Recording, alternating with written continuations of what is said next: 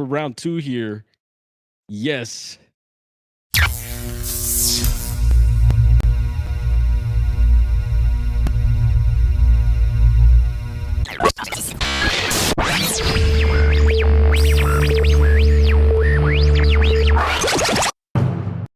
All right, round 2. Here we go. Dropping the intro here. I just sent Kaiju the link as well. Hopefully you all come back.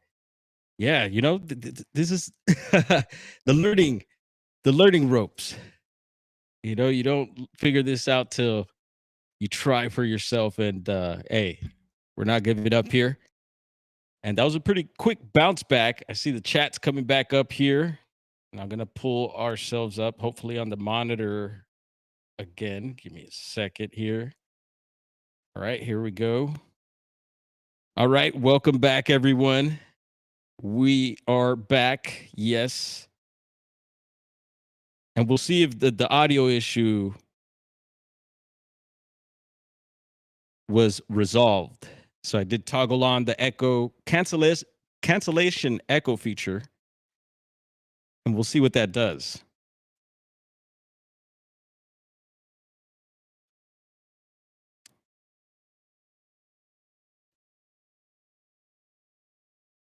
Boom. All right.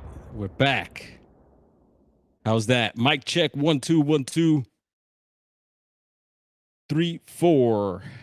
And we'll wait up on Kaiju to get that link. And I'll send them a text here also, resend.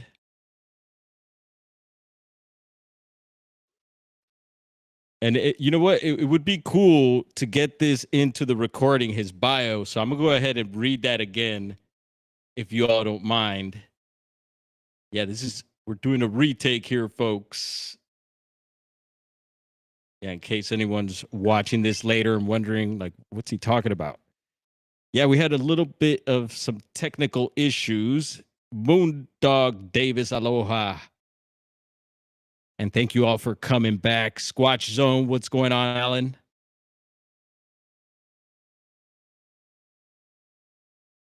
And I'm going to let Tristan know. Okay, cool.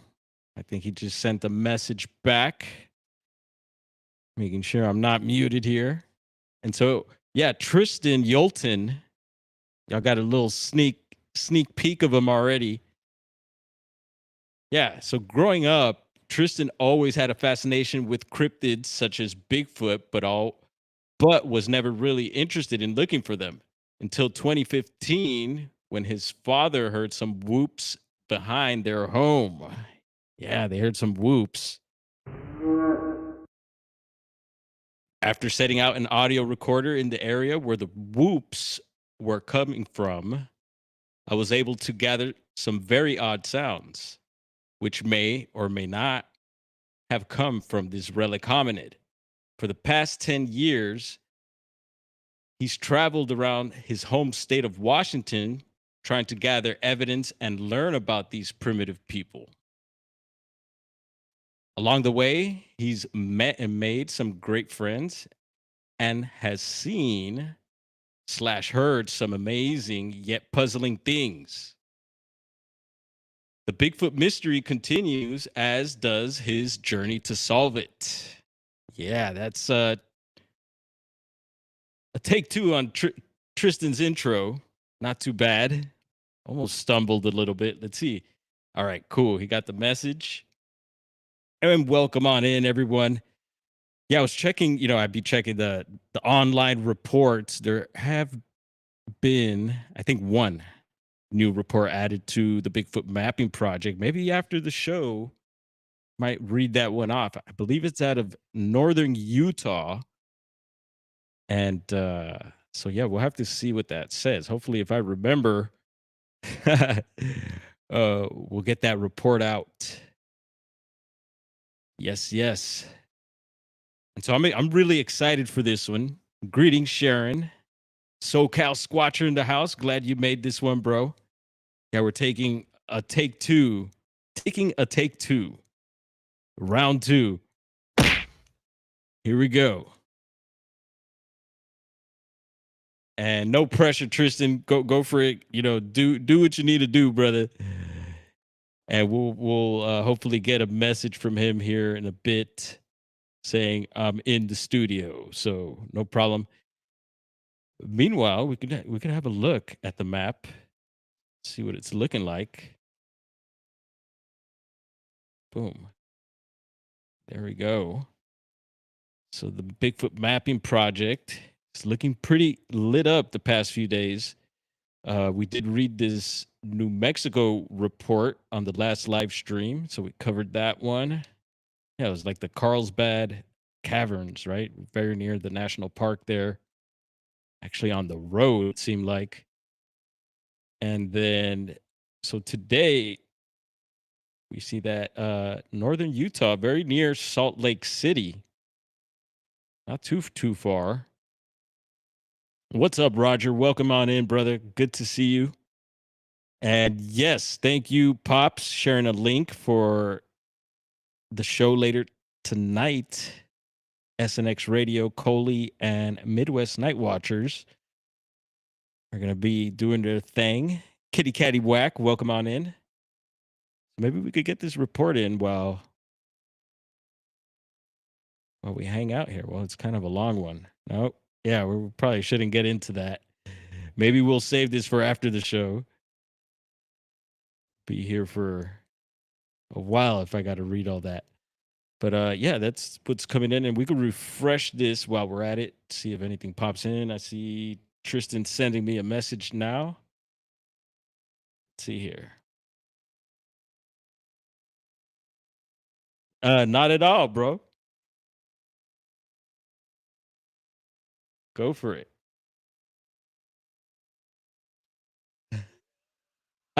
Oh, it's for. Oh my goodness. Yeah. We'll see if he hops in here. All right. Let me get back into the studio here. That would be hilarious, Tristan. If you're on the West Coast, if you look at what time it is, it's about that time. So chat, y'all know what to do.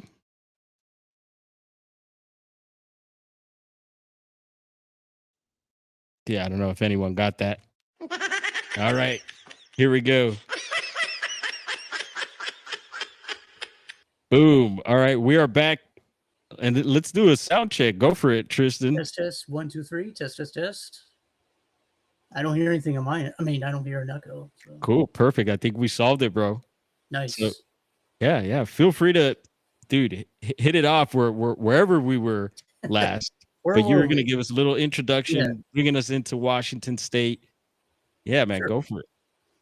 All right. Well, I lived here all my life. I'm 43. I was born in 1982.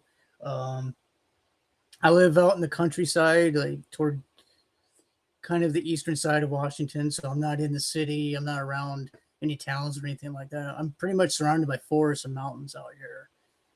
But the funny thing is like, you know, I've had an interest in Bigfoot for all these years, but I've never, until 2015, I never really cared to go out looking for it because I always thought there was enough people out there looking for the damn thing. So, but it's funny. It's like, it literally happens in my backyard. Right. So, so I'll just go to the first, what got me into researching this. So, go for it, bro. So in February 2015, my dad, he was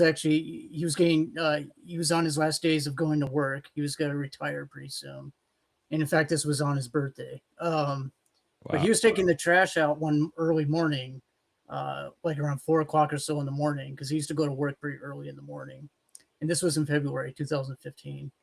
And when he was taking the trash out, he heard behind the house, there's like a pretty much a big forest area that stretches for miles and miles and miles, like back into the wilderness.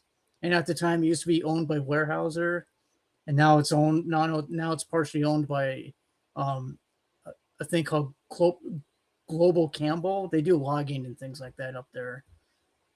Oh, and that's another thing too. At the time, this area where my dad heard the whoops, there was no logging going on, so it was pretty much all really dense forest. Anyway, so he was taking the trash out, and then he heard two distinct whoops up on this hill above our house over here, and you heard one whoop go off, and then you heard another whoop on the same hill up here answer it basically. And later he described to me that the whoops sounded like the Sierra Sounds whoops. You Wow. guys recall that? It sounded like, whoop. It sounded that kind of whoop. So the funny thing is that as he was going to work down the road here, there was a herd of elk in the middle of the road, and they were all looking up at the hill where those whoops were coming from. And he told me he actually had to swerve around the herd of elk that were in the road because they're all fixated on the hill up here. And so he went to work, and then the strangest reason he didn't tell my mother and I about this until like a few weeks later. I think we were watching Finding Bigfoot or some Bigfoot show, and that kind of jogged his memory of it. Don't ask me why, man. Like I would have told somebody right away, but for some reason he didn't tell us about it. But when he did, my mother and I were like, "What? You didn't tell us right away? This is amazing, you know." So as soon as we could, my mother and I went up the hill like the next day or so, and they've logged a little bit since then, but at the time there was like one trail that went up the hill into this forested area, and there was a creek up there. It's still there, but Global Campbell's kind of gone in there and kind of logged it out now. But it's growing back, but at the time they kind of logged it out like a little bit after this occurred. So it's a little bit different now than what it was before. But my mother and I went up there with a jar of peanut butter and I had this old recorder, Sony recorder. This doesn't even have a USB or anything on it. It's a really old recorder on it. So I took this up there with a new jar of peanut butter, and there's a spot at the creek up there where there was like a log.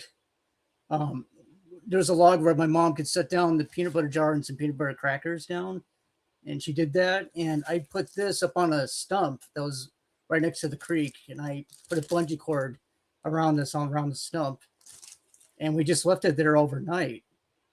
And then we went back home, and then the next morning I went back up there. And the peanut butter jar, the lid on the peanut butter jar was opened. It was on the ground, and the peanut butter crackers were gone. Like they were eaten. The crackers themselves were gone, but the wrapper was still there. And it wasn't ripped open like maybe a bear or a raccoon. It was like neatly opened, like in the front, almost like something maybe went like this with it. And but the peanut butter jar, and I think you might have seen the pictures of it, but the peanut butter jar had what look like possible finger holes down inside of it and possible dermal ridges from possibly big fingers on the side of the jar inside of the peanut butter jar, almost as if something maybe scooped its hand in there and like grabbed a bunch of peanut butter out of it. And again, this didn't seem like bear behavior to me, or possibly even raccoon, because the dermal ridges and everything that's inside of it looked like possibly a giant hand that did this. And it wasn't chewed open. There was no teeth marks on the peanut butter jar. Maybe I could share the pictures, or unless you got go for it. Feel free to pull them up. Any of as you go, explaining whatever. But sure. So rad that your mom got involved with you. That I had heard about that, and so did she go out with you regularly, or was just that? No, it's like, well, that was the start of it, and then ever since then, she's basically gone out with me on our campouts and everything. And she actually has her own little place that she's actually gifting at right now. That's not too far from me. So yeah, she goes up there herself sometimes and just puts out food. Awesome. And, salute to Ma Dukes. Yeah, man, and she's in her late 70s. I mean, she's rocking it, man. She's I'm impressed, man. I'm impressed, man. She's impressive. But yeah, I'd say in a way, man, she's more into this than I am, because she's really trying to get something on camera. So kudos to her, man. Like, props to her for doing that. And excuse me. And I was going to say, I could imagine, it's weird. I was kind of coughing and was going to speak at the same time. Cause I don't know, for me, it also, like, I don't know, I get a rejuvenating vibe. And thank you to T-Bone for sharing some memberships with some folks out there. Yeah, we're gonna Right on, T-Bone. yeah. We appreciate that, T-Bone. I seen that. Yeah, I think for me, it rejuvenates me. Like when I'm out, squatching, camping, whatever you want to call it, exploring and Yeah. just following your heart and doing what you want to do type thing, or maybe you're online just surfing and looking for information also, but there's nothing like getting out in the field, folks. Let me tell you, Oh, yeah. I miss it. But I think there's something to that, man, getting out there and being in these environments, and it's not always like scary, like, it is creepy at times, but there's, you go out, you enjoy nature, the birds, the flowers, the trees, and I think that's Absolutely. that's good for us.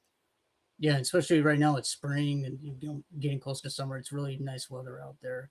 In fact, it's like Yeah. 80, it's 79 degrees out here right now. So it's a little bit warm to me to maybe be It's squatching, but warmer. It's warmer than here, bro. yeah. So Yeah. yeah, continue, man. Yeah, so let's see. Let's see if I could share the pictures I have. Okay. Share screen. Let's see how this works. What's up, Patrick Noble? Good to have you here, brother. B Mora, welcome on in. All right, so here's some pictures of the peanut butter jar when we got it. All right. So these are back then, like right when we got it back. So Cool. It's so cool you're able to pull it up on your end too, man. yeah. So I don't know if you guys could see that, but those look like dermal ridges to me on the side of the peanut butter jar. So hold up. Let's see. Were you able to click on the Oh, picture? do I need to click on it on here? Maybe for it to pull up, maybe. Let's see. What do I need? I could see the pictures, but I'm trying to see if it could. So maybe I wonder if I could do anything on my end. Let's I mean, see. I have one of the pictures blown up on my screen, but I don't see it in that little Yeah, window. so maybe click the screen under that, see if it'll go to click the studio screen. Okay. Open chat. Share some. But I could see the jar. I see 4 jars right now. So Yeah. But I don't know why it's maybe not showing the watch. whole. Let me try this. Okay. All right, that made things a little bit. So like when I double click on it, it's not. Yeah, it's not making it. Yeah, it's not Yeah, blowing it up on mine, it's which all is good. weird. It's all good, man. But people on YouTube, if you're on your phone, don't forget you could zoom in on stuff too. But go Yeah. for it, man. We're not gonna let this Okay. stop us.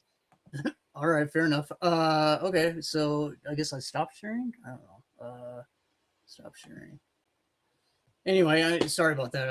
Yeah, but Bro. yeah, but if you see the pictures, if you're able to see them, there's definitely what looks like dermal ridges on the inside of the peanut butter jar, and Yeah. there's a shot like down, like we have a shot like right down inside the peanut butter jar where it looks like there's like finger holes right at the bottom of it, like something, the tips of its fingers dug I down did in see there. it looked like the third picture where what you're describing there. I was able to tell some of it. And whatchamacallit, and is there any other way like to view these pictures like closer? I know you've shared them before, right? Yeah. Well, not on my end. It's always been like, And you know what? I could try on my end to see about what I yeah, could do. Yeah, let's give that'd this be a good if shot. you can. 'Cause Yeah, let's it's give it a usually shot been the here. Let's hosts that have see. been able to share them with people. And if not, we'll just go back to what we've been doing. Okay. So Yeah, let's see here. we could just keep talking, I guess. But yeah, it should be under pictures and like PB jar. Oh, there you go. Okay. Okay, let's see. There me pictures Yeah, there you go. And PB jar. and PB jar. And I mean, if you want any of those on this or all of them.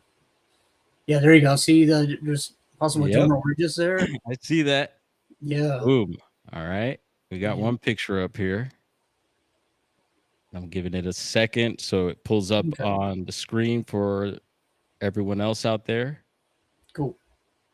All right, and yeah, very very interesting. Let me move this. Cool. Yeah, and we still have this jar. We have it in a freezer downstairs in the basement, along with the Right on. scat. And look, I could go through them here. Here's the There next you go. picture. Yep. Yep. Wow, dude, that is a trip. Yep. And, you know, some people thought those might be knife swipes, but we haven't used that. We didn't use that jar beforehand. So what you're Uh-huh. seeing is what I recovered the next day. So, and obviously there's more to this. So I'll talk about that right after we're done showing this Yeah, no picture. worries. And it you don't have to reveal, and I'll keep asking because if there's anything you don't want to say or not. But Yeah.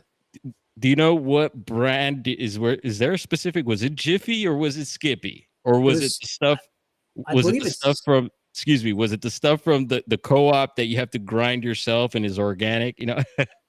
no, I believe it's Skippy, if I'm not mistaken. It was a crunchy, Oh, it was the crunchy peanut butter too, if I'm not mistaken. Yeah. Crunchy peanut butter Skippy, I believe. yeah. You taking notes out there, folks? I had to pop out the giant red pencil for that one. So check it out. Crunchy. You see those possible finger holes there? That's what I was talking Yeah, definitely, man. about. Wow. It's kind of All right. crazy when you see something like that. Okay. And that was that. So we'll go ahead and stop share Okay. and head back into the studio. Very, very cool. So that was shocking to see, right? Like coming up upon that, like, whoa, what the heck is going on here? Because again, if a bear did this, or even a raccoon, I think it would have been. I think it would have been. It would look different, in my opinion. And Yeah, obviously, if a bear got into it, it would have been ripped apart. I mean, yep. or carried away or something like that. I And I mean, would we've had that imagine happen. We've had that happen in other areas where a bear. We're pretty sure a bear would come in and just rip it apart and carry it off and then drop it somewhere because it's not gonna eat the plastic. It's yeah. got to lick it clean. And that's Yeah. another thing too. That wasn't licked clean or anything like that. So Yeah. And it was very weird to come yeah, upon. I think so. I think so. And also I think most wildlife, when I've seen stuff like that, you'll see like a bunch of little teeth marks and all that stuff. Yep.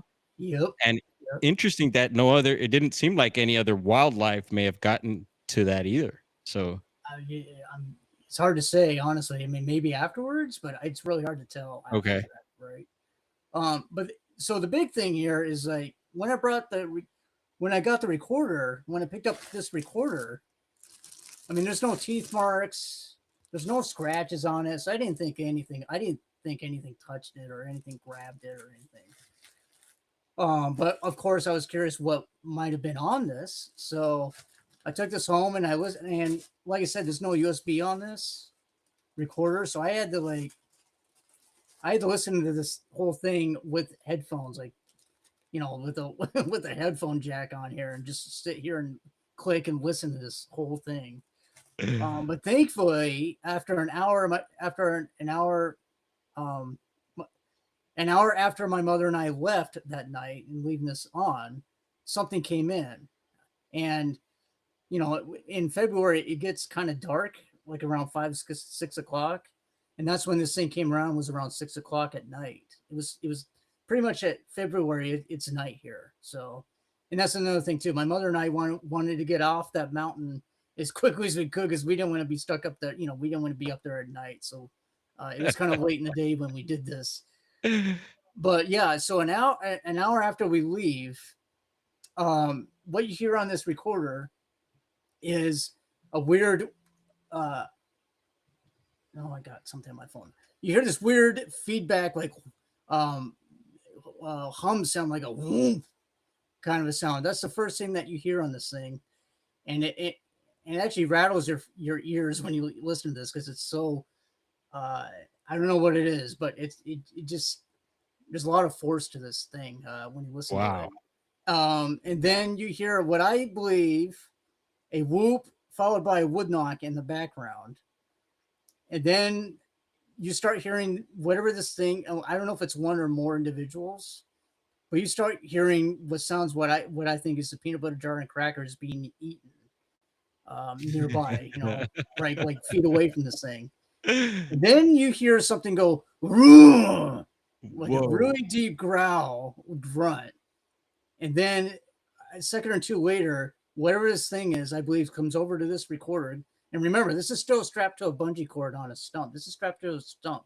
So it's not totally loose or anything. You start hearing this thing growling and grumbling while doing that same feedback humming sound that I mentioned at the same time. And it sounds like it's messing with this thing. Like, you know, I don't know what it's doing, but like I said, there's no scratches or anything on it. But it sounds like it's fumbling with the recorder. Maybe it's trying to get it out of the bungee cord, or I don't know. Maybe it's confused by the bungee cord. But you hear that for like a few seconds, and then all of a sudden, everything stops. You don't even hear it. You don't even hear it walk away. You don't hear any stomps or thuds. But like I said, you hear this thing growling and grumbling for like a few seconds while messing with this thing. Wow. And that's it. Like that's that event right there. And I do have that on the files there if you want to listen to it. Yeah. No, let's have it. If you could pull it up. I think for audio, it shouldn't be a problem. Okay. We're not trying to look at it, right? And Yeah. and a quick question, bro. Like, what like as far as like neighbors and stuff like that, are they close by, or do you have any neighbors? Yeah, so the only thing is there is one, like I said, it's a forested hill, and we're down here in the neighborhood. It's a cul-de-sac down here. Yep. So it's pretty much like a very forested hill up there. But there is one house down the mountain a little bit, close to the road, but it's further away from where this recorder was placed. And I've never seen at that time of night or at that time of darkness, I've never seen anybody up there. Yeah. I mean, it is accessible, but I've never seen anybody up there after dark or during the dark time. And yeah, and I ask not because I'm thinking people. Yeah, you know, you got to think people for sure. But no, I was just wondering maybe if like the neighbors have experienced anything, or if you've maybe heard stuff from neighbors. But anyway, we'll get into that. But it's that's just the other thing too. Like those neighbors have like some dogs that kind of like they keep out in like in a pen close to their house, and they usually bark when. And that's another thing too. You'll hear them barking sometimes at night, and I'm thinking. And I know there's been coyotes because you'll hear coyotes up there too, but I think they're kind of like a like a signal that maybe there's something else walking through there up in there. Oh yeah, because that creek that I mentioned, that creek runs all the way down that down this hill, like across. And I think if it's a Sasquatch, I think the Sasquatch were following that creek, and I think that's what they do. They follow that creek down the mountain back here, and they're trying to get away from civilization, right? So we're down here basically while they do their thing up there. That's what I think. That's what I think they do. They like the high ground basically, and they'll just try to avoid us as much as possible. Yeah. And when they try to be quiet, and you got dogs up there that can, sense them or sniff them out, then they're kind of caught. Oh yeah, and I could almost imagine, because I mean I don't know exactly what your place looks like, what the layout is, but when I was living in Oregon, our place actually we had some neighbors, several neighbors close to us, and there was a pretty big highway that went through. It wasn't a huge highway; it was a 2-lane highway, but behind us was all BLM. Right. Yeah. So it was interesting. I could imagine, what your vibe is like out there. Interesting. And then as far as like maybe homeless situation out your way, I mean, just up on the mountain, it's hard to say. I've never seen a homeless person up there. I mean, we do have them down here in the valley, but and maybe there's some that do travel around up there. I can't imagine, but yeah, I've never seen a camper. I've never seen any kind of. I mean, I don't know if there is now, but at the time, I've never seen anything up there. Yeah, so it's hard to say. Right on. But like I said, it is accessible. People can walk up there, up and down if they need to. But again, like because this was night, maybe not as the chances of a human up there are kind of small. But yeah, I would imagine you maybe notice a light, a headlamp, or something. Or right, yeah. I've never seen anything like that up there. But like I said, people will take their dogs up there during the day or go for a bike ride if they want.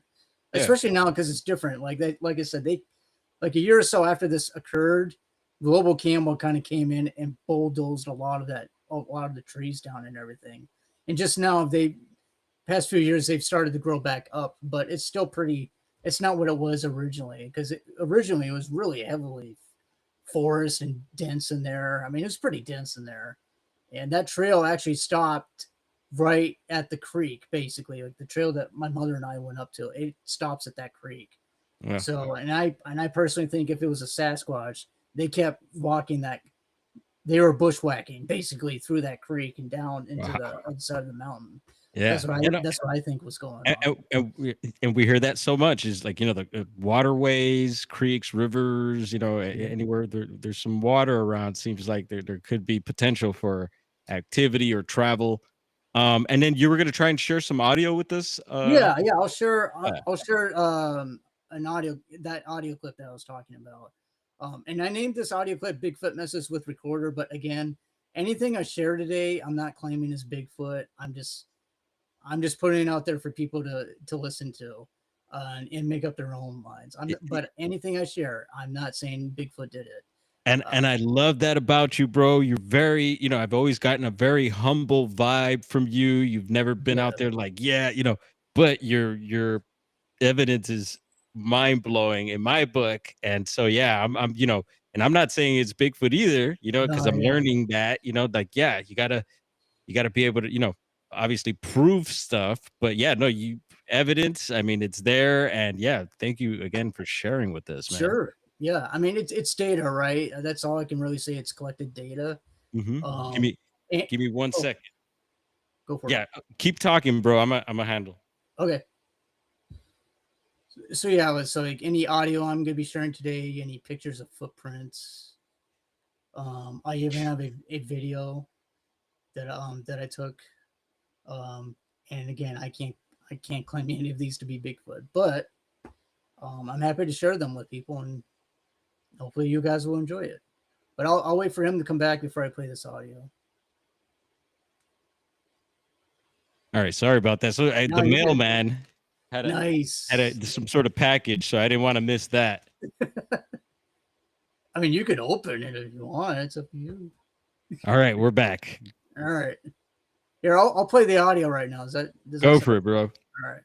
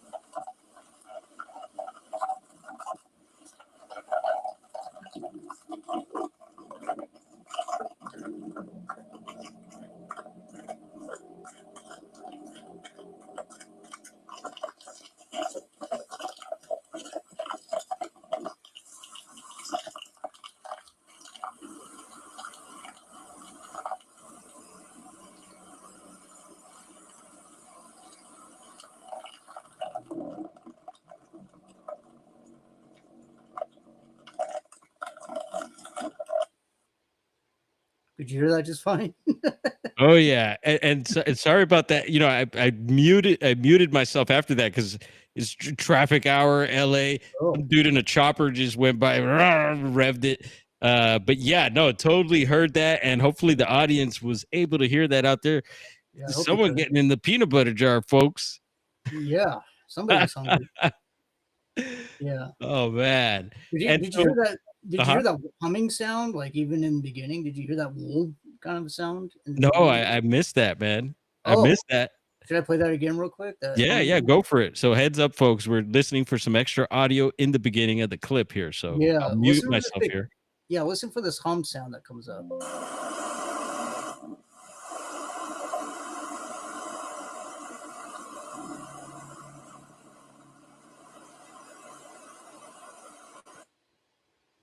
Could you hear that part? No. Nope. And I'll have to go back because look, I got my head wrap on, so that's definitely blocking some of the audio for me. And I'm glad I could at least hear you, but I'll definitely go back and plus I got the files here too. Yeah, And sure. I could go through it. And let me know also, if you whatever, if you want me to send this stuff back or delete, Oh, we can take care of all that, bro. Don't, it's safe with me, bro. okay. I might have you play the Bumping Lake audio then, because it might sound better on your end. I don't know Okay. about my end. Yeah, no, but I was able to hear everything else. But Oh, like okay. the lower stuff, I might have to like go back and Yeah, I got you. take this off and listen on I got in. you. But yeah, no, go for it. I totally trust anything you're presenting tonight, so we're good. Yeah. So the funny thing about this is like I had to get that audio off of this. I had to record onto another recorder, and so by doing that, I think that might have added some extra noise to that recording. So maybe that's why it's a little bit more difficult to hear, like a little bit more noise that you hear in it. Mhm. But honestly, man, this is the only way I can get it off of here because Yeah. otherwise it's pretty much stuck on here.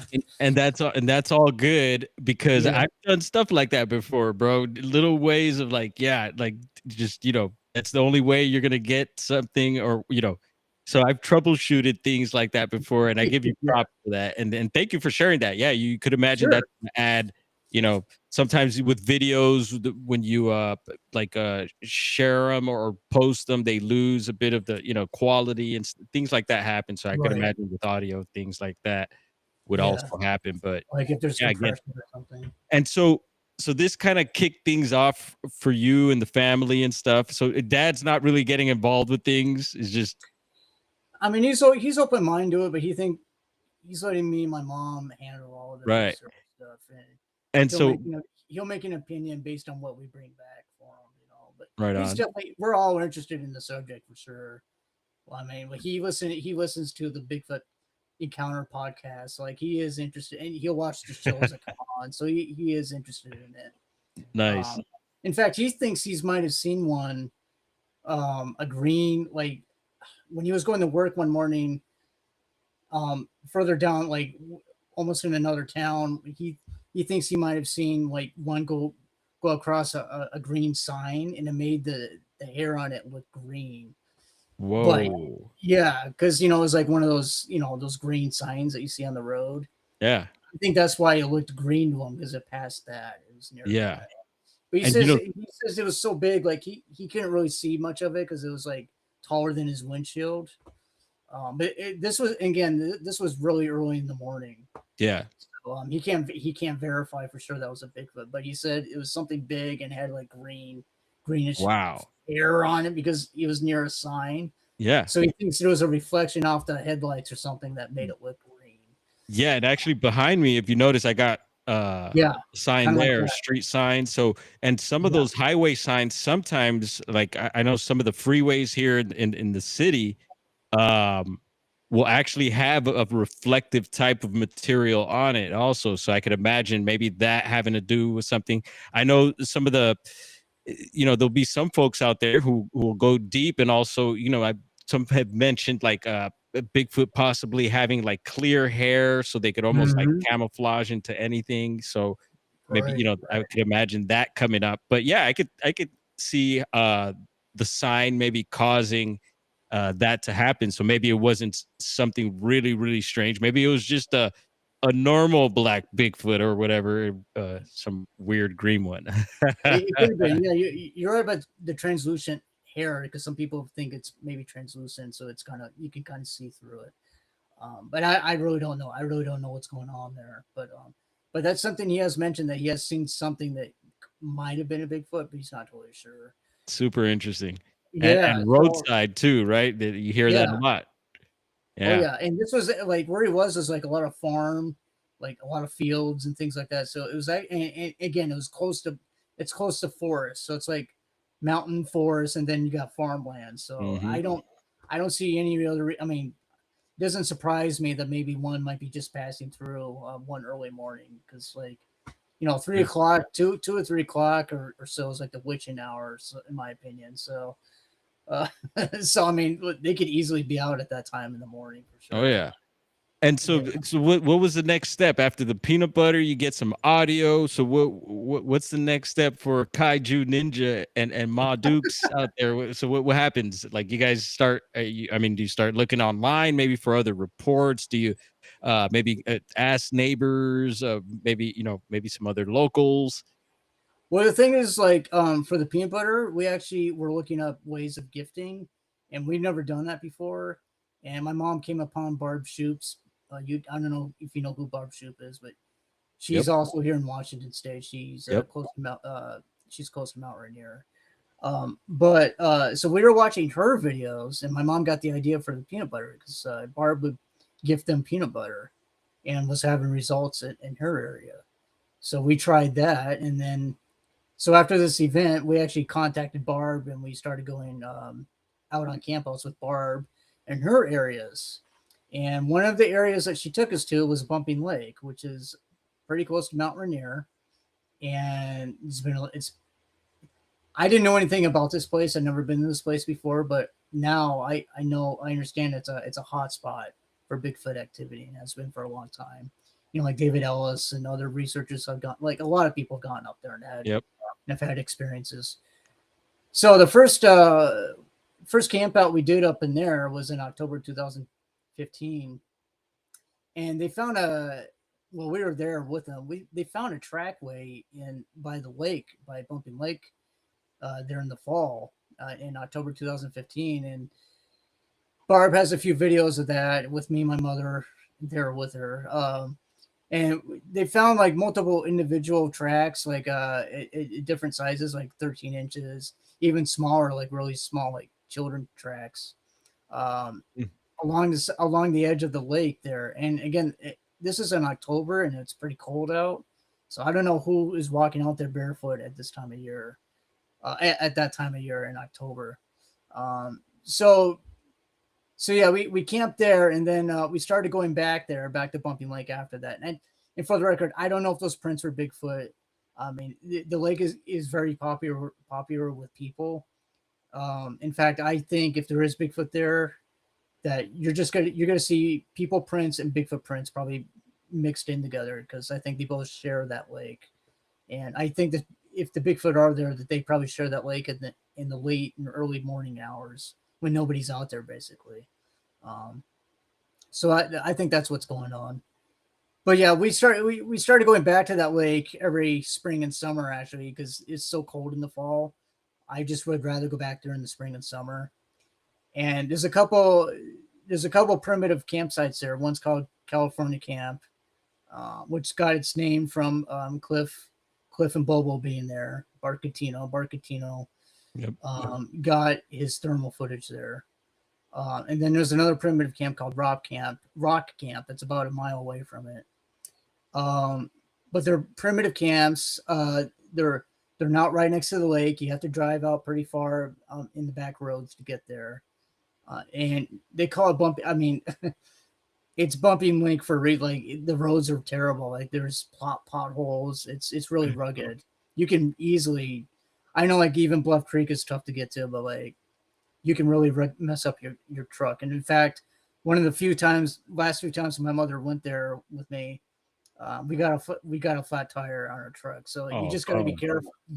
Yeah, you got to be careful, like what rocks to go over and how fast you're going, because you'll easily like rip everything. So anyway, so we started camping at these primitive camp spots like California Camp and Rock Camp. And at Rock Camp, there's it's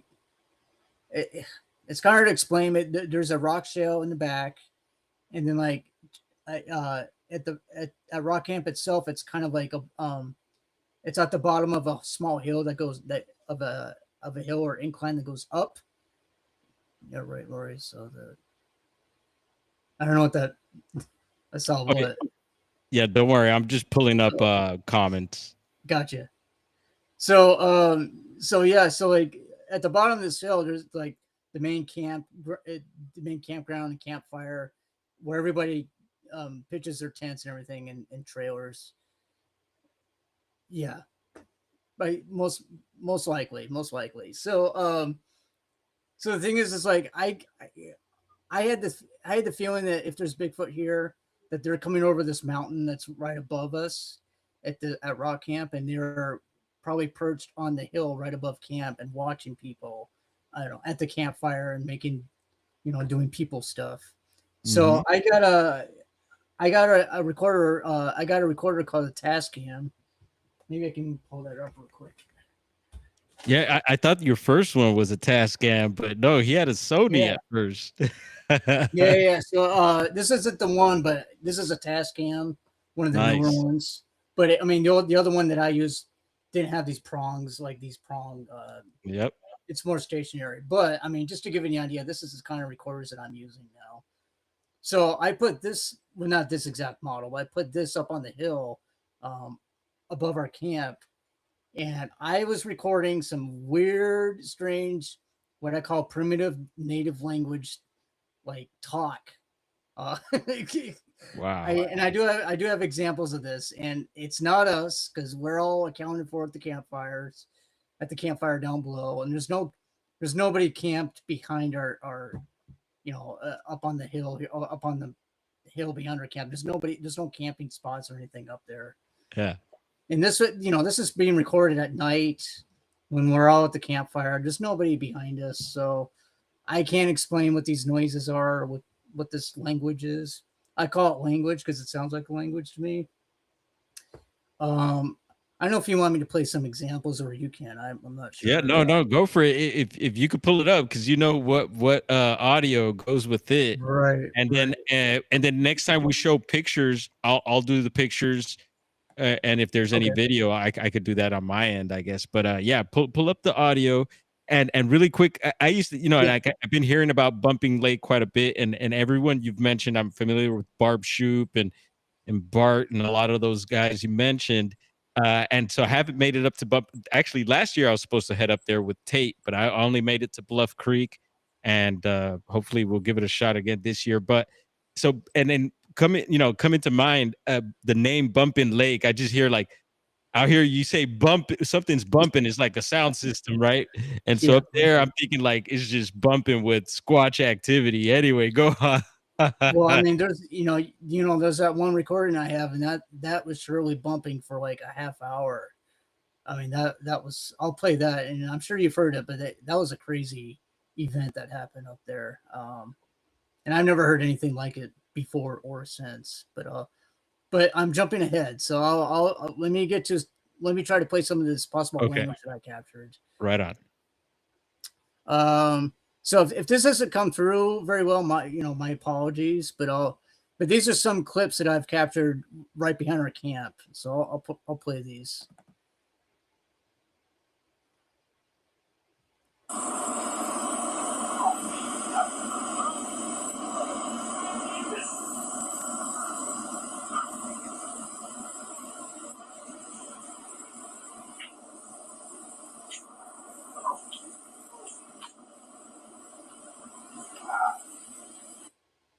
I don't know if you can hear that very well, but yeah. Oh, you can. Oh, yeah. But if you notice, it sounds like multiple individuals, and they do some utterances, and then you hear what possible rock clacks or something, something's clacking there. Yep, I did. I was able to pick that up. Dude, I don't know what's going on behind our camp, but something was going on there. Mm-hmm. Actually, I have a clip here of And I was going to ask really quick, is this because I think you were featured on a documentary also, right? Or some videos out there, some well, I was in Tate's Search for a Sabe. Okay, right. And actually, that's when I first met Tate, was when he came out to Bumping Lake that first year with him and Ron Mead and gotcha. Yeah, a couple other guys. Okay, cool. So I was in Tate's documentary. That was fun. I hope to see him again. That'll be awesome. Yeah, because I thought I had seen you somewhere else as well, featured on a video possibly, and for some reason I was thinking maybe the Bumping Lake, that was maybe where it was at, but it might have been. And also Brent made one too. Brent made a Bumping Lake video, the tall ones. Okay, it might have been his as well. Yeah, I've seen you with him quite a bit, and yeah, you're gonna share another clip. Yeah. I'll just quickly go through these clips I was getting at rock camp. So here's another one where it's like I think they might throw some. I'm thinking maybe it's a rock being thrown at the audio recorder, and then you hear something in the background after it.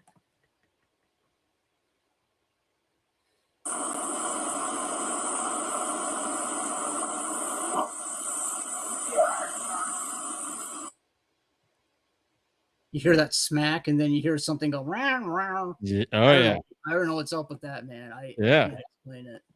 But I think, if it's Bigfoot, I think if they see your equipment, they're gonna probably throw something at it just to see if there's some kind of reaction. Because they don't know what a recorder is. They don't, if it looks abnormal to them, they're gonna see if it, if they hit it, what kind of reaction it does. So yep. I think that's what was going on. They were kind of curious about my recorder, and they're throwing stuff at it, seeing what it would, seeing how it would react. Yeah. And from what I've learned, it seems like audio seems to be some of the best results if you're getting any sort of action. I've noticed people that do audio seem to have quite a bit of good results. It's not confirming what it is, but yet it's bringing back some sort of data, some audio, and it's very interesting. A lot of it, is very strange sounding, and yeah, go for it, man. Yeah, I mean, like this is the next. I mean, next to video or photos, I think audio is the next best thing. Even though we can't say for sure this is Bigfoot, but I think this makes them more curious. I think that for whatever reason, I don't think the audio really bothers them that much. Otherwise, they wouldn't be making these kind of noises and stuff if they weren't that intimidated by it. I think it draws curiosity. I think these draw curiosity for them, but I don't know what it is. I'm glad that we're able to capture something though, as opposed to like video. Video and photos are really tough to get. So I'm glad that we're able to get this kind of data collected. So Yeah. I'll play a couple more clips here. Okay. This was also at rock camp. These are like short singing. I think they're kind of singing, like possibly a male and female. So I'll play these quick clips.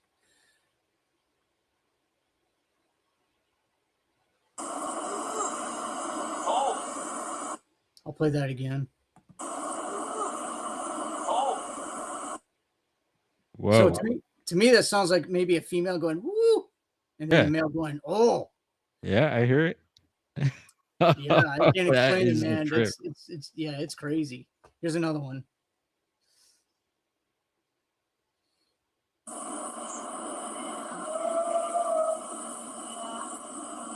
Yeah, I don't know what that's all about. Yep.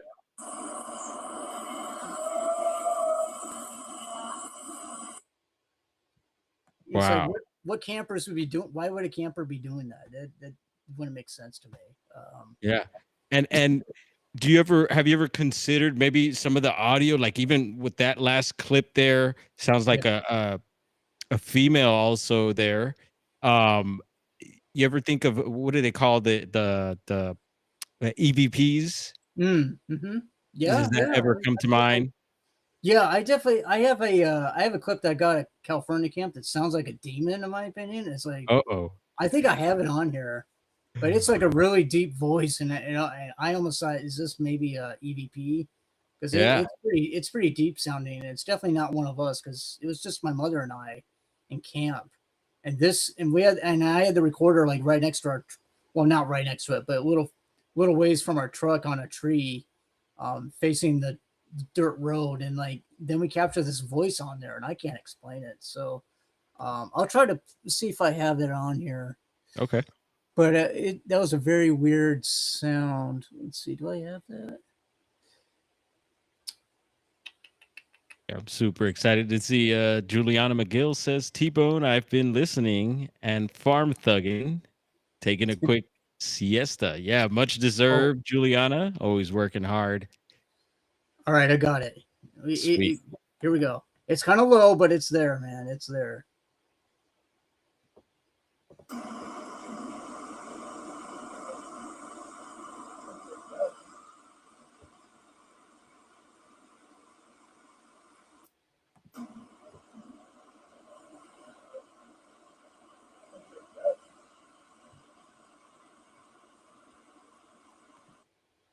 I don't know what that is. Yeah, very weird. I I recorded when my mom and I were sleeping in the truck, and that was recorded outside. wow. So I don't know what that is, but And have you noticed maybe more activity? Because I'm sure you've gone without your mom as well. Because I've seen. yeah, I've been up there. Yeah, it's pretty scary, I gotta say. But yeah, I've been up there without my mom. It's Yeah, and but I'm saying, have you noticed maybe a difference of maybe activity when you're with or without mom, or oh, is it about the same? Or that's a good point. I actually think women squatching or camp. I think they draw. I think they cause more activity. Absolutely. Because when I go researching with my mom over here, like close to us on this other mountain over here, I get a lot more audio activity on the recorders. And she's actually she puts up these spot watchers, and I'll get into that. She puts up these spot watchers, and if anybody doesn't know what those are, I don't even know if they still make them anymore. But they're like time lapse. They're like time lapse game cameras you can put up that like it records like photos like every 5 seconds or so. But when you watch it back, over a few days, it's like a time lapse. Like it's so fast. So it's like a time lapse camera basically, but it's taking photos every 5 seconds or so like that. And so she was getting. And another thing is like she would wear red as like a way for them to recognize her, like red clothes, like a red coat that she would wear. But anyway, like on a couple of the clips, and I don't have those uploaded, but I'll show one of the other videos I have. But you could see something big and large and dark walking from behind a tree after she leaves. Like that was behind her as she was putting up the camera. And she also had something else. She thinks it's a Bigfoot. I'm not totally sure. But there was something else kind of peeking at her from behind a tree that was like reddish brown. I think it might have been a squirrel, honestly, but she thinks it might have been a Bigfoot. But the big thing, and I was talking about the big dark thing, that thing looks huge, man, and it looks upright. And you only see it for like a couple frames, but it's definitely it was definitely there. And I can't. It's like a big. It's honestly like a big freaking blob thing. It's crazy looking. and again, that was captured with the plot watcher. Yeah, it was captured with a plot watcher. So it's like you only see it for like a couple frames. Yeah, walking from behind a tree, like you see her walk past this tree, and she doesn't even freaking see it there. Like I don't even think she was looking over in that direction. But after she's gone, after she leaves, you see this thing walking away from the tree. So I think she might have been watched. Interesting. And another thing that comes to mind, going back to the audio recorder and these different gadgets and stuff, it seems like almost, because what came to mind when you're showing your audio recorder, it's like almost like they know a difference between, because how would they know a difference between a camera and an audio recorder and what they're doing? But it seems like they're maybe a little more comfortable around the audio recorders because we're able to pull some audio. And I personally I got the Zoom H5, which is pretty fancy. It's got the little dual mics like you have there too. Yeah, and right. and I need to really put it. It's my second one, but I need to really put that thing to use. Yeah, and also the Tascams are pretty affordable, right? They're pretty. Yeah, I don't know what they are now, but I'm hoping $100 or yeah. I see like most that. people use those, and I forget who it was. Someone had mentioned about I don't know if it's a particular model of Tascam, but there's like a certain setting you have to do before you put it out. So just a little heads up, you might want to really look into your device before setting it out somewhere so you don't come back with nothing at all. Yes, there's a hertz setting on here you got to set. Otherwise, it's gonna record. I don't know what it is, man, but by default, there's a low hertz setting on here, and if you record on that, it's gonna sound like you're recording water. So it's at a low quality. So you got to go in here and change the hertz up to like something K. I forget what it is right now, but you got to make sure you put it on the highest setting on here. Otherwise, it's gonna sound like water, and it's gonna sound like it's in long play, and it sounds horrendous. Yes. So definitely, if you're going to be using these, make sure you record on the highest quality that's available on them. That's my advice. That's for the Tascam folks. So just a little heads up there. Yep. put that in my notes. Yeah, for sure, man. Because I've been with other researchers who have used these, and they didn't know about that setting, and they were recording at low quality, and I was like, oh, I got to show you this because they didn't know that. Yeah, well, I mean, yeah, exactly. But I mean, they didn't know, and honestly, I didn't know about that until I I started just using learned. it. So yeah, Yeah, you have to learn on your own. yeah. So I just learned, and so that's why I'm putting it out there, and just so a heads up. And there's certain other things like that. When I learn little tricks and stuff like that, I try to share with people, and just so you don't have to go through that experience. And Right. but yeah, audio is super fun. But it's a pain in the butt to go through sometimes. And I should have Audacity since I'm into music and everything. I'm surprised, here I am kicking myself. Do you use Audacity or any software to go through your audio and stuff now?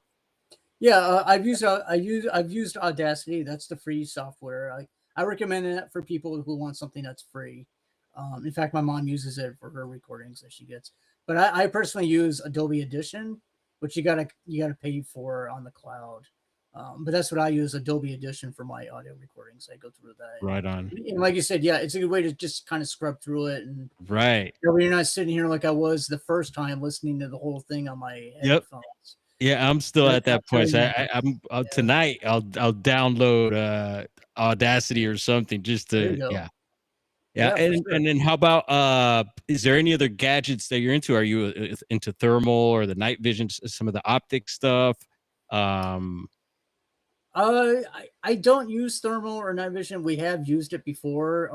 Some of our Bigfooter friends have let us use the night vision, but we've never really had any success with those. And in the night vision stuff that we have, the batteries are terrible on it, and so they run out pretty quick. I mean, they drain pretty quickly. So um, I would want something that can kind of record for a long time, and that way I don't have to like go, oh, I got to get this real quick because the batteries are gonna die. You know what I mean? yep. So that's gonna be a hard thing to do when you're out in the field with something that drains batteries like that. Mhm. And I also have a drone, but it's not a thermal drone, and I've never even.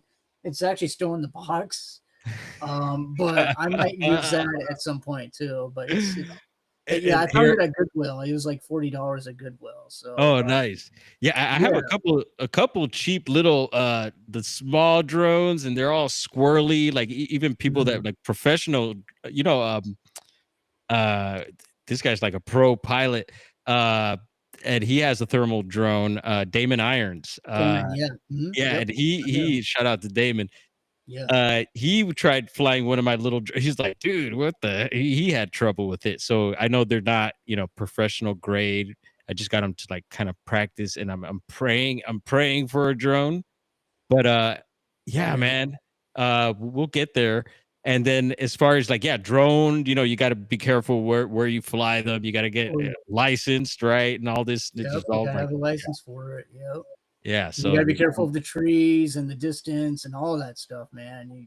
yeah, Yeah, it's not easy. And also I use parabolic sometimes, parabolic dishes. yeah, I put those on a tree and just, but the bad thing about those is that they're kind of like one direction. So, depending on which direction you point it at, if you get something on each side of it, it's not going to collect that as much. So it's more of a, like wherever you're pointed at, you got to get the best quality well, at it. that depends on the size of your dish as well, right? That's true. That's true. I, Also, like I, the little gun one you can get from like Amazon. I have that, and I think Alex has one too. I might be wrong, but it's I, like you can kind of I, point it and like, yeah, but I you have to got, like point the trigger in yeah, to record it. and it records for a few seconds, but there's no way to get that recording out either. No, You have to. you I got have to one. James Bond it or something, man. I don't Yeah. know. I remember what was. MacGyver it. You have to MacGyver it. Yep. MacGyver. Shout out MacGyver. Yeah, And Inspector Gadget. Um, that's right. Yeah. That's right. There's the guys out of Florida. I forget, man, it's been a while since I've seen them, but one of them used to have the huge parabolic dish, Mm. and they'd be out there.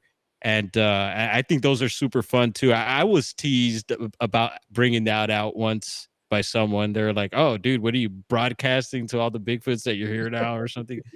Like, Yeah. "Oh, man, I want to just be able to hear, hear something." But yeah, I think that's a good way to go is the parabolic. So do you have something else besides the little like Yeah. Amazon one Yeah, I have a decent sized one. I don't know if I have it right here, but it's a and decent sized one. Yeah. and was I just that like already was it custom? Did you put it together yourself? Because I know it's possible to do that also, right? To customize. I think well, my mom bought it for me for one of my birthdays, and I think it was custom made. So Nice. she just saw it online and decided to order me one. But yeah, it's a decent sized one, and I like to strap it to a tree and just point it in a hopefully a good direction where possible activity might be. Hey, Yeah, Hellbent, look, what's up? Hellbent Holler in the house. What What's up? up? And I see it. I had gotten a notification. I don't know if they're jumping on tonight at 6 p.m., but if so, we'll most Oh, likely nice. be hanging over there. I know some other shows are going live later, so I'll probably be surfing around. I do like to, support other channels. But Hellbent Holler, oh my god, did anyone check out the what is it, the LBL The video documentary? documentary, yeah, I think, that was awesome. They captured some great audio on there. yep. Really interesting audio. Yeah. Yeah, and I think with But the LBL being a hot topic, I think, yeah, they really took us there. So yeah, props and congratulations on that one. I recommend people checking that out. for And sure. so yeah, I did also notice. Was there any other audio that you wanted to share? Yeah. Yeah, let's check it Couple out. more clips if you don't mind. What's Yeah. that? Yeah, a couple more clips if you don't mind. Yeah, let's do it, bro. Because All right. I'm excited about checking out the footprints too. Oh yeah, sure. We can get into that. Let's see here. How Yeah, about what a big surprise to see Hellbent Holler up in here. yeah, that's awesome. Thank you. Um, Yeah, man. Likewise. you know what? People, Let's go to the Bumping Lake chorus audio. yeah, Let's let's jump go into for it, bro. that because this was the big event for me and my Get mom. So get it well, bumping. I'll set it up. So in July of 2020, July 18th, 2020, my mom and I were camped at California Camp, and we were all alone at the camp, and nothing went on during the day. It was a nice, sunny, hot day. Nothing weird happened during the day. It was just a chill camping day. And she had a Toyota Tacoma truck that I usually put my recorders on. So I put that well, not this one. I put a Tascam on the front of her on the windshield of her truck. And actually I had a couple other recorders running too. I had another one uh like a Sony or Olympus recorder strapped to a couple trees nearby. And one of them actually died before it captured this chorus audio, but the other one did capture it. So actually I have two recorders that captured this, thankfully. Because the other thing is like these Tascams will like run like 8 hours or so because the batteries, unless you got like maybe you got like one of those charge packs on them, but these just on batteries it only runs for like 8 hours, so you got to be Yeah. careful So about that. so really quick, folks, there's Yeah. an external battery pack that you could get for gadgets or whatever, right? And it's a Yes. good way to be able to let your whatever it may be run a longer time than your batteries would. Yeah, just like even maybe days possibly, which is good. Because 8 hours honestly is not enough for like one night. Because you want to run it the whole night if you can. So because of that, I had this running like around 10 o'clock or so and not like right at 8. I kind of put it out there right before I go to bed and not just like as it's dark. You know what I mean? Because I know, like I said, the witching hour stuff happens around 2, 3 o'clock in the morning. But again, these things are unpredictable. So it could be any time of the night that you might capture something. But I was just hoping, if I set this out right as I go to bed, that it'll record as long as it can that night. And so my mom and I had a tent right next to the truck, and we went to bed in the tent. And at 2 o'clock in the morning, the loudest vocalizations I have ever heard, and I've never heard these before in person. I've never heard anybody record these before. So it was spooky. But as soon as I heard the first vocal, it reminded me. There's back in the 70s, there was Snohomish, Washington recordings that were made in Snohomish, Washington. It's pretty far from me, but they were made in a gravel pit, recorded at a gravel pit, and the first vocalization I heard sounded not pretty damn close to the Snohomish vocalization. Like pretty much, I immediately knew what I was hearing as soon as I heard this first vocal. So so what you'll hear is I think it's a male vocal. It sounds like a whoop howl, like a male whoop howl vocal. And then after that, you hear what I think are possibly female and maybe juvenile calls answering it.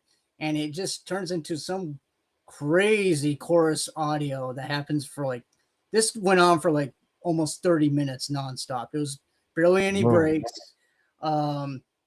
Yeah, and this was and Tate made a clip of some of the best stuff in like a little clip for his documentary, and that's what I'm going to play. It's like some of the best parts of it because it goes this thing goes on and on, man. It was nuts. And it was like being in a concert. It was so crazy. And so this is the one you call the chorus, right? Yeah, the chorus audio. Yeah. And so really quick, with these vocals went off, were you awakened or were? Yeah, I was awakened from my sleep, and my mom, unfortunately, she doesn't have the best hearing, and she didn't even have any hearing aids at the time, and she couldn't hear any of this, which surprised me. And even in the full recording, you'll hear me go, "Can you hear this? Can you hear this?" Because I was getting frustrated that she couldn't experience and listen to what I was hearing because it was so freaking loud, man. It was unbelievable. And what I think was going on was like, because we were surrounded by mountains, I think that like everything was amplified. Like, it's like a bowl in there. I think the calls that were happening from behind us. That's the other thing too. I think they were coming from another camp area across the road from us, and again, I don't really recall seeing anybody else around. But I'm just saying, like, these vocals were coming from like kind of far away from us, but because of the mountainside, I think they were kind of amplified it like in a bowl. So that's why it was so freaking loud. It's like I said, it's like being at a concert. Wow. And so you don't think this was anyone out there like call blasting or anything like that? That's the thing, man. Like I'm not sure what it is. Yeah. To me, it's either something unknown or somebody was call blasting out there. Yeah. So you got to keep that in mind, folks. Yeah, man. It's all when you're out. Yeah. So, but yeah, let's hear it, bro. I've heard this before, and I personally don't think it's call blasting, but we got to put it out there. Got to question it, right? So yeah, let's hear it. I can't say it's Bigfoot, right? But I try to cross out the other known animals. To me, it doesn't sound like an elk. It doesn't sound like coyotes. In my opinion, it's either somebody's call blasting it, and I don't even know where the hell would they get these from, or there's something unknown going on out there, man. So I'll just play this short clip that was in Tate's documentary, and hopefully you guys can hear it.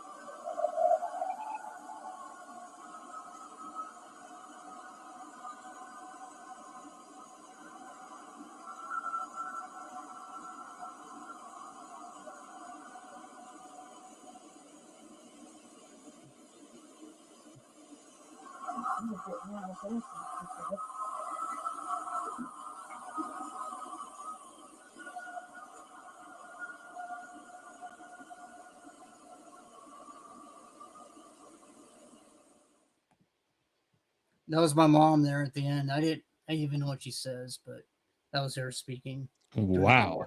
Very interesting. And we got one question. Bimora, were there other campers that could hear this too? I didn't see any other campers around, so I couldn't tell you. But there might have been down in other campsites, but not visibly that I saw. I didn't see anybody else there. Interesting. Juliana McGill. And Juliana, I've lived in her area. She's in Bigfoot Cali country for sure. She's in Humboldt. And so she's my eyes and ears out there. So anything she says, I'm with it. So she's heard similar stuff. Good. I find that interesting. Good. Yeah. I hope other people have heard similar stuff. Yeah. And again, call blasting. I've never done it myself, but one time with Bart, you mentioned Bart Coutinho. Yeah. Shout out Bart. And I've been able to go out with him several times.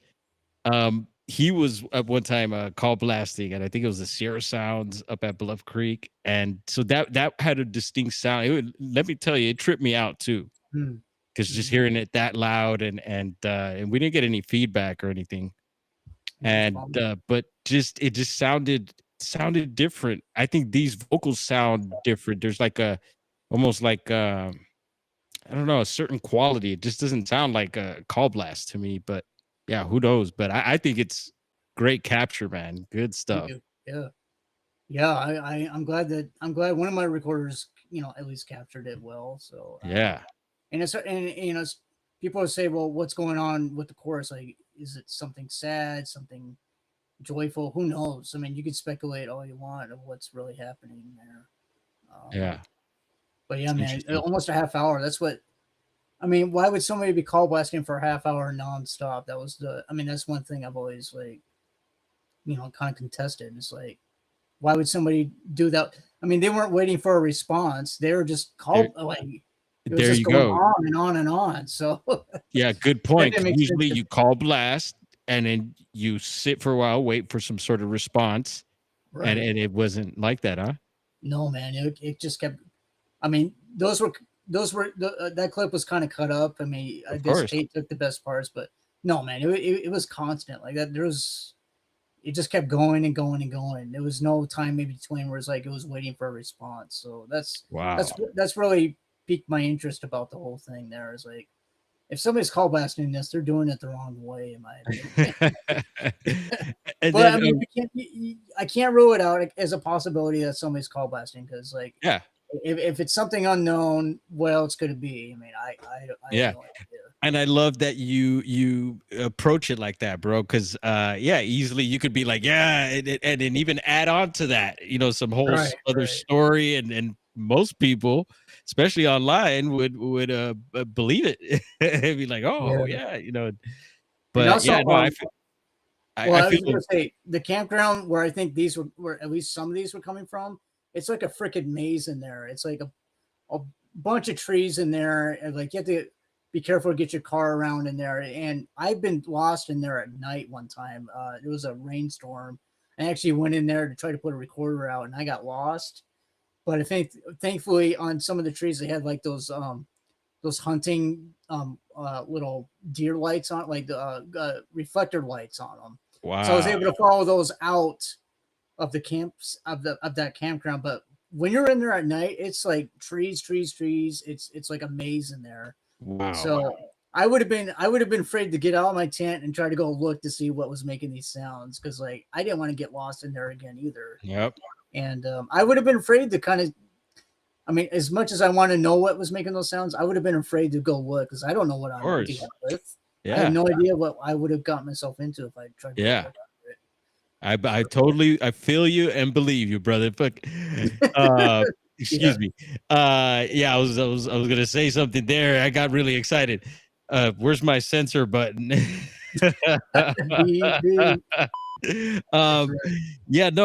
It's a whole other ball game when you're actually there.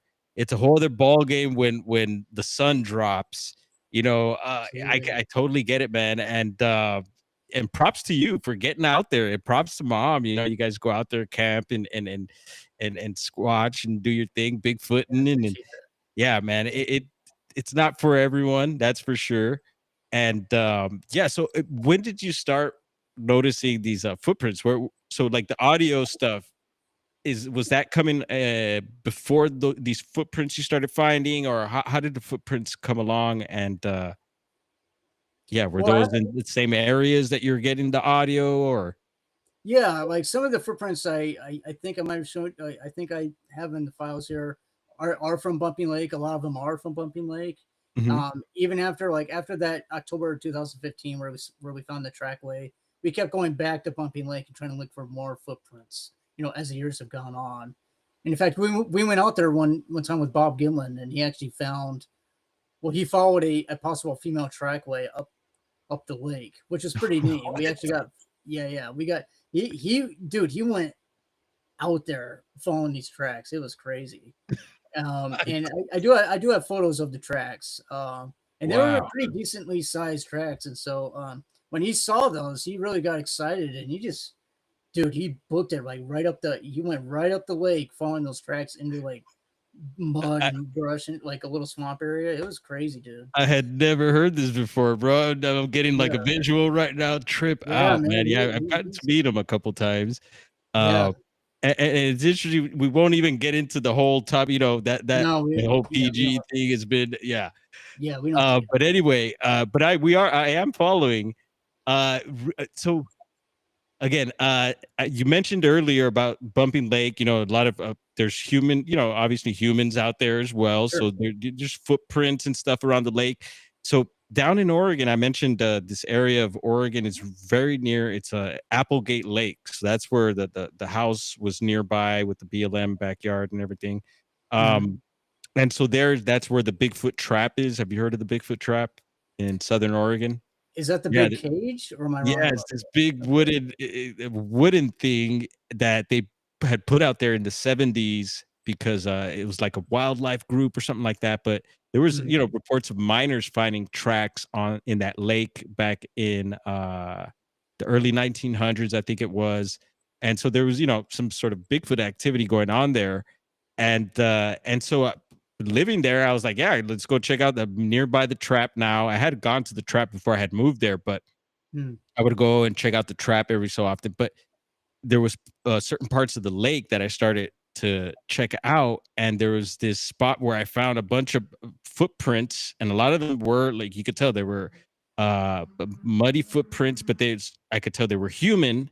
But then Mhm. there was these other footprints that just look completely different, bro. And I was just like, whoa. And I had marked them, came back the next day with plaster, did my first casting, I Oh, don't think they came out too great. I still have them, but there was different sets of tracks, and they were just really interesting. And off to one side, it was weird because the lake had this like almost like an embankment for like I guess when it floods, maybe just to retain water.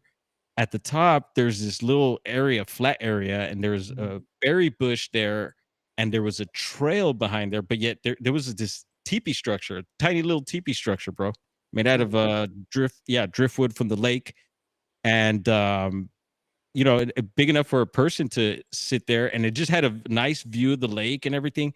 And so below that is where I found these odd looking tracks. So I use that little clip in my intro, and it just reminds me of the ones you found. And I know there's like Lane County Bigfooters on YouTube has been finding Mhm. stuff in Yeah, I've Oregon, seen very that. similar and similar areas to where I had found this. So anyway, go on. Yeah, you were gonna say about these tracks. Yeah, well, to your point, like I've gone. There's a couple other lakes. Like there's a lake near me that's like 15 minutes away from me that I started going to checking out because after I saw those footprints up Bumping Lake, I started getting the idea. And like I said, Lane County. Like I was also looking at other YouTube channels, and people are finding similar footprints along lake beds and river beds. So I got this idea. Well, maybe I should look at other places even near me. So I started going to this lake that was around like 15 minutes away from me, And I was starting to find some weird looking tracks, and actually have some of those in the photos. Actually, there was in November 2015. I went up to that lake. It was really cold out. It was like ice, like a lot of the lake was iced, and I found a small. I'll call them juvenile tracks, but I found these juvenile tracks that they just made hours ago, but you could still see the water in them, but it was like it's frozen, like it's ice out there. So it's like, who the heck is walking out there barefoot in ice? But they must have been made hours ago, because like I said, there was actually still water and mud like inside of them. Wow. They were really recent, and I made videos of those. I don't know if you can show those, or if I can, like, through here, but those are pretty impressive to me, because like even the shape of them look kind of like a primate, almost like the toe alignment, the big toe, and just the shape of them just looked really odd to me. And to me, I didn't think they were human. I mean, I can't say for sure they were Bigfoot, but they just look so odd to me that I had to take pictures. And it was. I couldn't cast those at the time, but I did try to get photos and videos of them. Yeah. So what I'm trying to say is, I think if these are Bigfoot tracks, I think possibly the juveniles might be frequenting these lakes. You know, they might be more interested in the lakes more than maybe the adults. Maybe they get crayfish or go after fish, or who knows what they're doing. Like maybe they're just playing in the lake. But that's just my theory, that maybe the juveniles are more attracted to water, lakes, and rivers, and that's why you're finding these footprints, these kind of footprints near them. Yeah, that's interesting, and thank you for giving us your 2 cents there on it. It's just a theory, but yeah. No, well, that's what we're here for, to kick these theories around and these ideas and thoughts. And so did you notice any like hairs or anything in the prints by chance? I don't recall seeing actual hairs, but I have seen, like, might have been hair, like follicle prints, like with the tracks. You know what I mean? Wow. And also, I'll just show these since we're kind of talking about it. So this was a handprint that was found at Bumping Lake, and I don't know if you could tell, but it looks kind of odd to me. So I don't know if that's a human hand, but to me it looks weird. So that's why we casted it. So wow, trip out, man.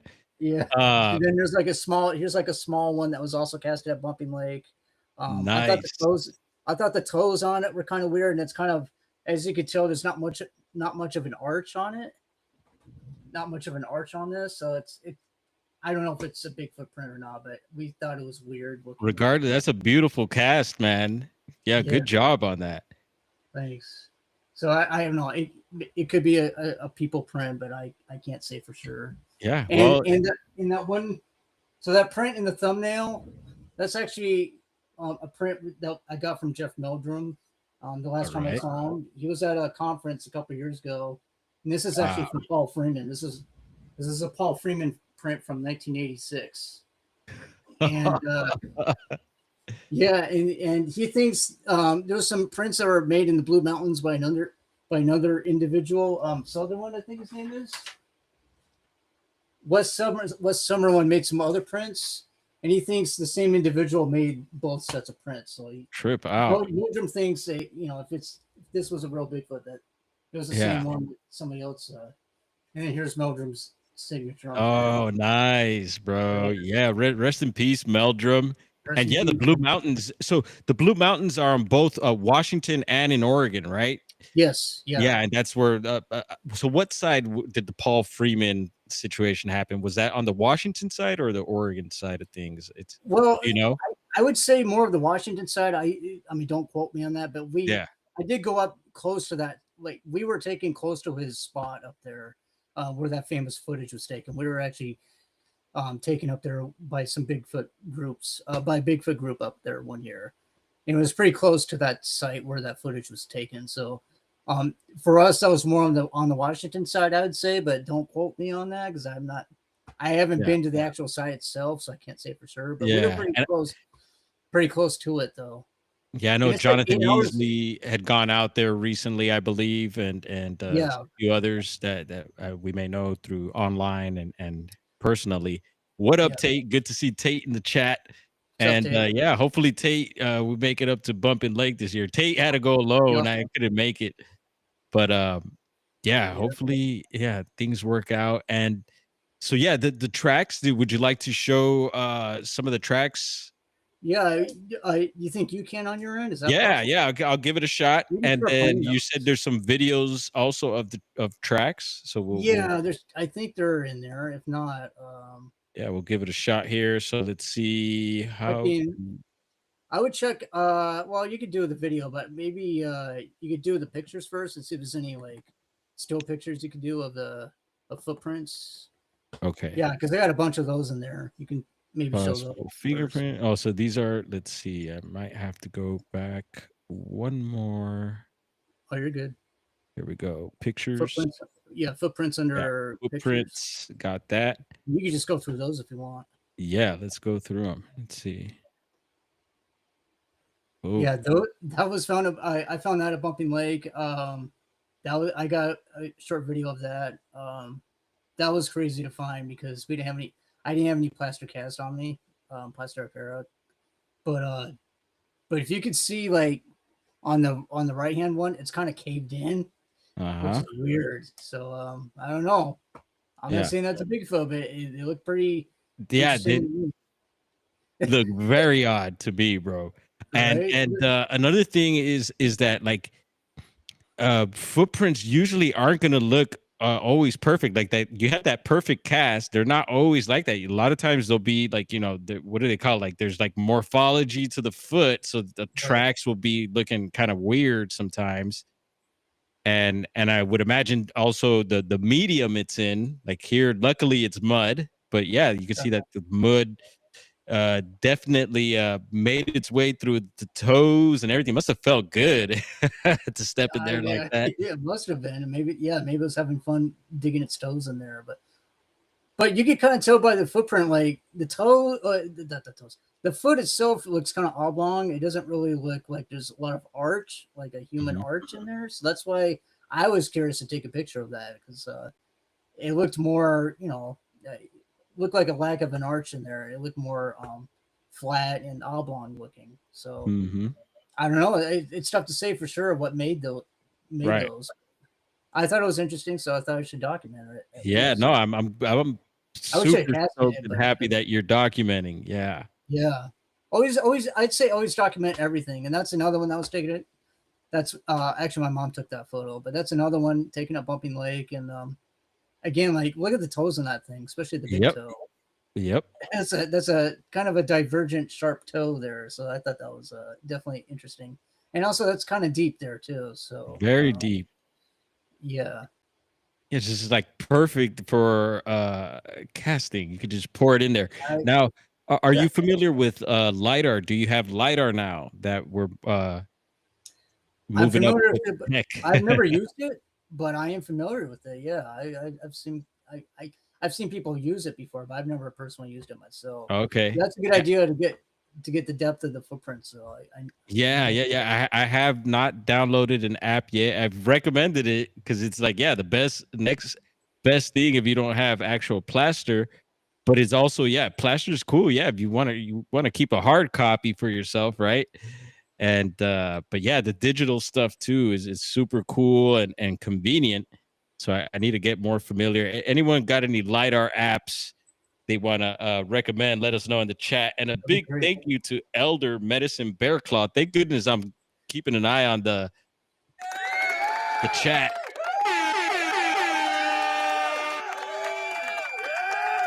We appreciate that, and she's been super supportive, and I've been supporting her as well.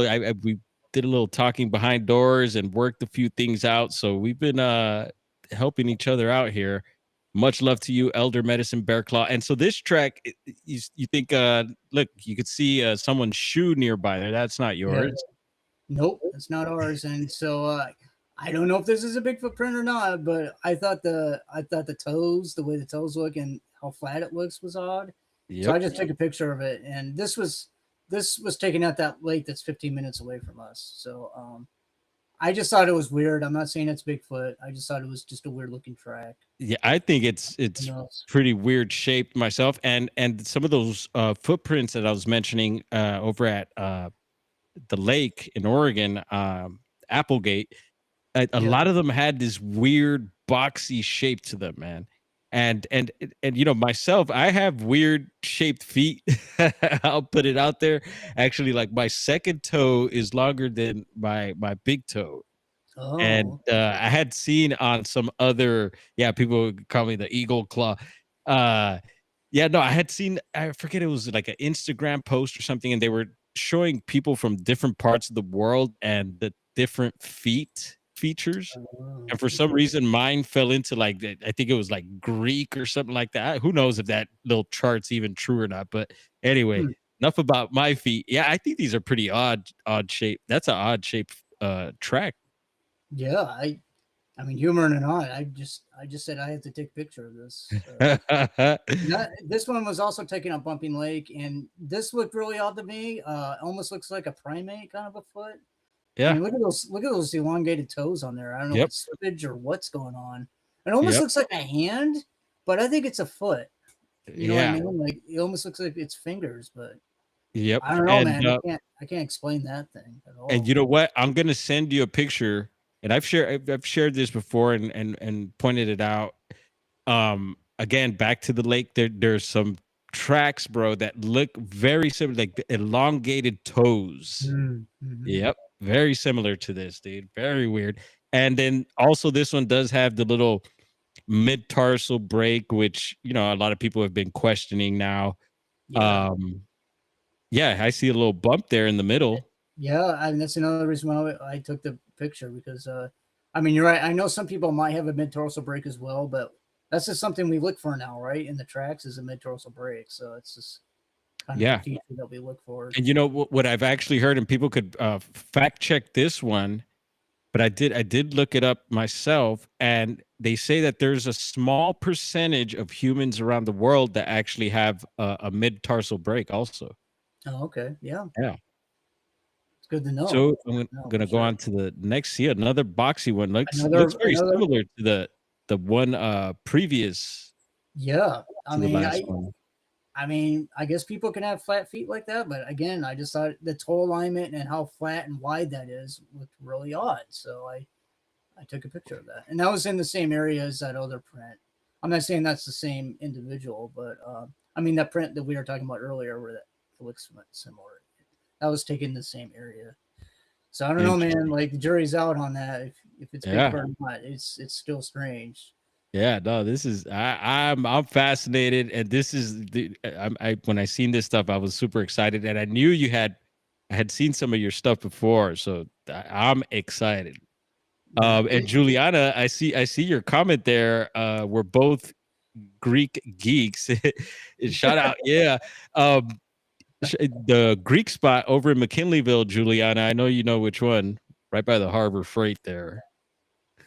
good spot to eat at. Yeah, this is another one. Is this your foot here, or? Yeah, that's my shoe there, and that's this was at Bumping Lake. This footprint was taken up. Wow. And this also, one, so these ones that where you have just one picture, were they just one single footprint, or were there multiple ones? Some of them are multiple. To be honest with you, some of the footprint, like it's hard to find a really good looking footprint and be able to even take a picture of it. Because even some footprints they take pictures of, they don't look as good as in person. Yeah. So I just try to take the best looking ones and just try to show people that. But no, there's a couple there. I think I might have included it, but there's actually a trackway that we found in Bumping Lake where it's actually a really small, like almost a small foot like this, but really wide. A really wide gate to it, you know, like and it's inline too. It's an inline step. It's really wide in between the feet. Yeah. So if in case people aren't familiar, in case people aren't familiar, which is something I find fascinating. They say possibly that Bigfoot's and who knows, maybe not all of them, maybe some of them. But some people have noticed that what they call the tightrope walk, like they put one foot in front of another.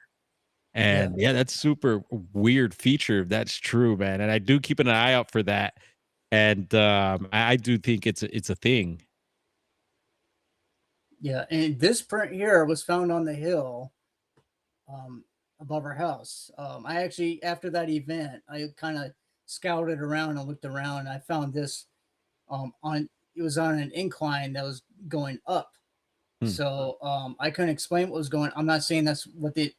I'm not saying that's the individual that ate the peanut butter, but I mean, to me, it looks like a humanoid print. I mean, Yeah. if there's a human walking barefoot up there, good luck to them because that's, as you could tell, that's not something I'd want to walk around barefoot in. So Yeah, it well, must be is pretty that legit. it almost looks like poison oak right there, dude. Like I don't know if that is, but I don't know if it is is that like either. wild strawberries or is that poison oak? I I don't know. don't know, man, but it looked like a humanoid print. So I took a picture of it. Looking Uh, poison oaky to me, dude. Yeah, I wouldn't be walking in that it could be. barefoot. Yeah. Yep, I see that. And so some of these I would call this more like an impression, right? Yeah. I don't know. I would call this like an impression, so it's not like as defined as the muddy footprints.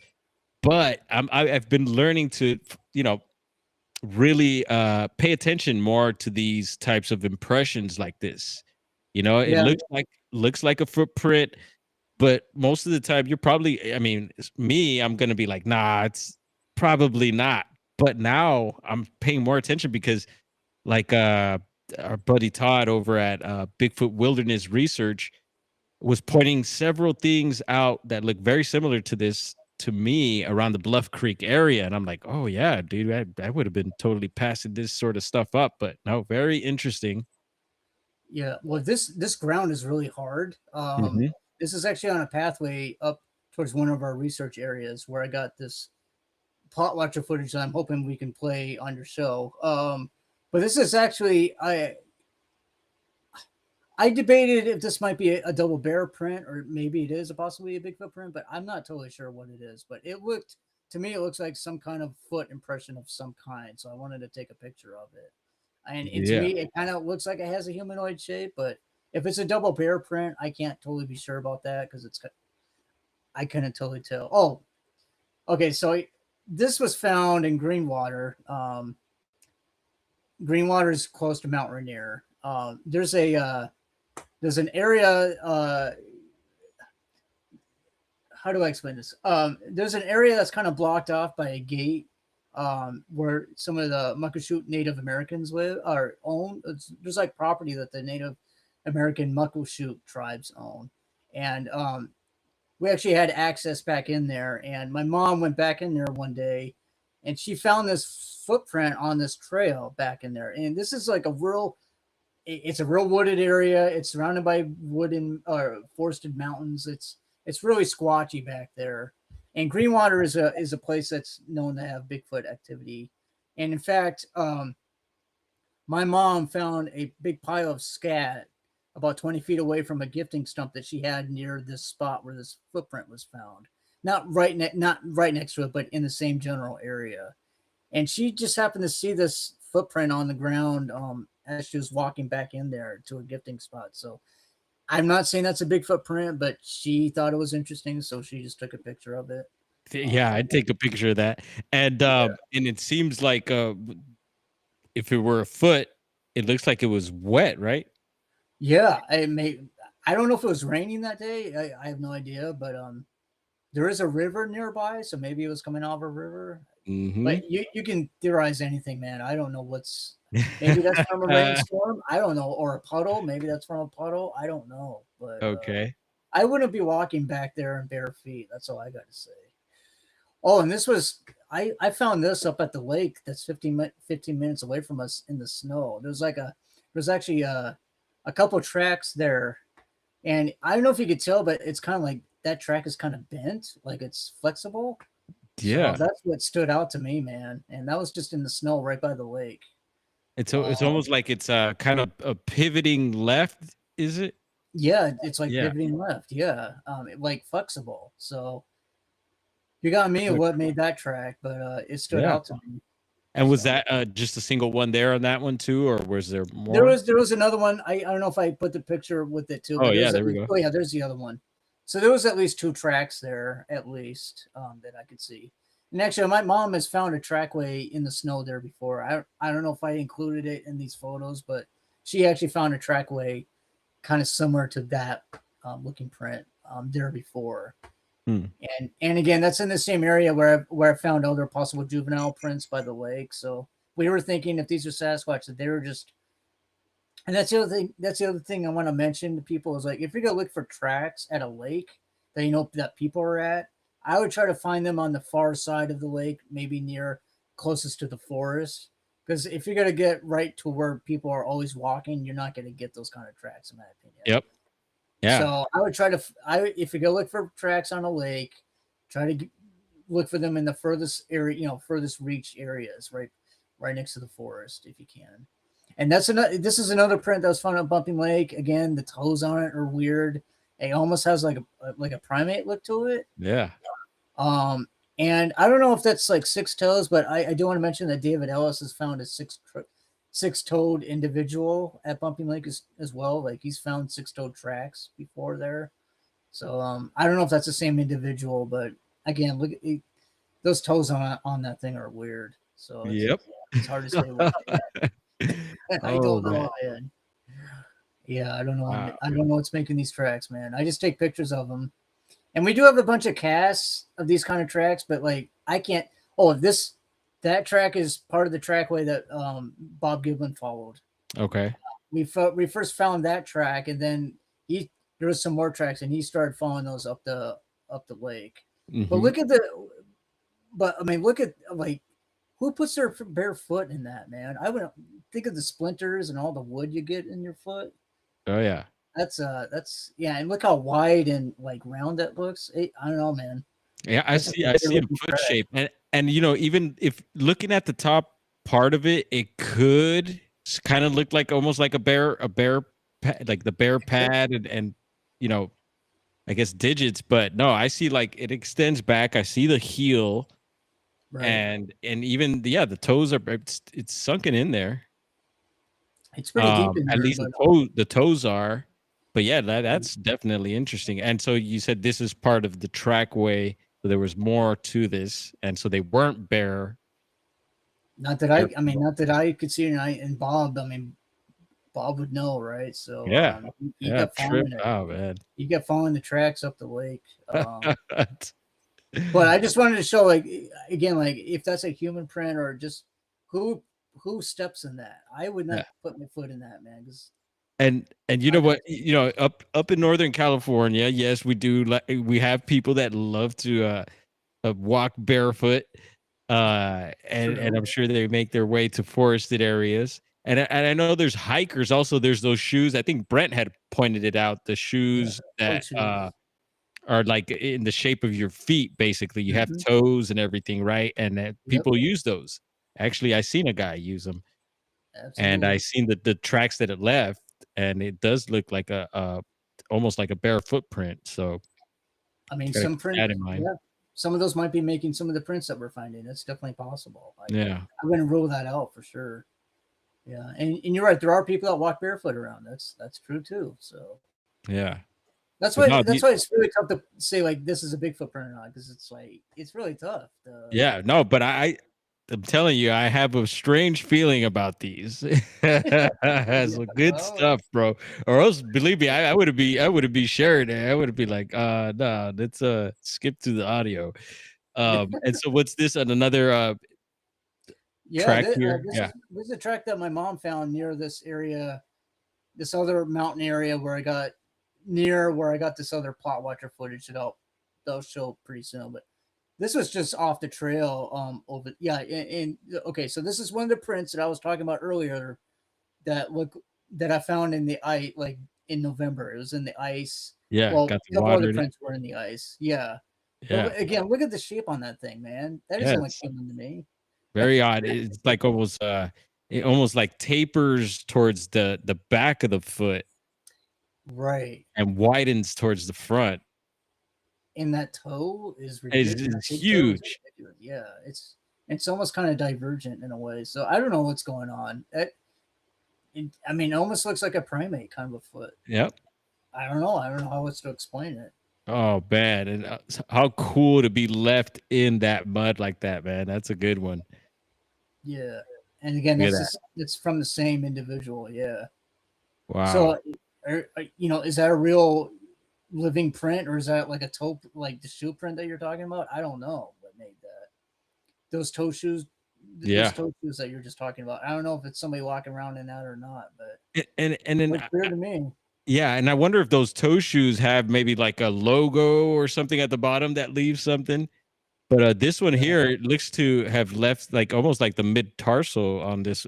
I see a bump over here, like yeah, that's what I was thinking of. and it's not like completely across, but that's interesting to see that in the middle there. Yeah. So yeah, again, these are all from the same individual trackway. So, and like I said, you can still see the water in it. And it was so cold. It's so cold that November morning, man. I don't know who's out there walking barefoot. Yeah, you factor that in. The weather, the area as well, but yeah, bro, I think these are weird looking tracks for sure. Dude, look at the toes, how they look like they're gripping. Yeah. Like, that's crazy looking. It's like it's clinching the mud there, it looks like. Yeah. Amazing. So again, if people are walking out there, my hats are off to them, because I would not be walking out there barefoot like that. And these are the tracks I was mentioning earlier of the trackway. These small kind of tracks, but with large strides in them, and like it's like in a tightrope. Yeah, straight one in front of the other. Yeah, and these were at Bumping Lake there, so I definitely had to get pictures of these. Super rad, man. That is wild. Man. It's small prints with that kind of stride. It's like, wow, I couldn't even do that. That's past my stride, man. Yeah. Shout out to the homie Diesel up in the chat. I see Alan, bunch of Lori Lad, Jason Fincher. We're gonna give you a shield, bro. And yeah, please. Is there anything else that we should touch on here, Tristan? Yeah, I think we should show the thing running on all fours footage. All right. So that's going to be under the videos? Yeah, this should be under videos, and I think I called it Sasquatch on all fours. Okay, let's see. Even though I'm not saying it's a Bigfoot. Shared with me video. Yeah, Sasquatch, the one at the bottom there. All fours. Yeah. All right, so let me pause this right quick. We're gonna rewind. Okay. I think we could make this bigger. Yeah. There we go. If you want to play it, or you want me to talk about it first? Yeah, I'll play it. And actually, I think I might. Can I loop it? Let's see. Go for it. Oh, that's a good idea. Yeah, if you can loop it, that'd be cool. Oh yeah, I see something going by there.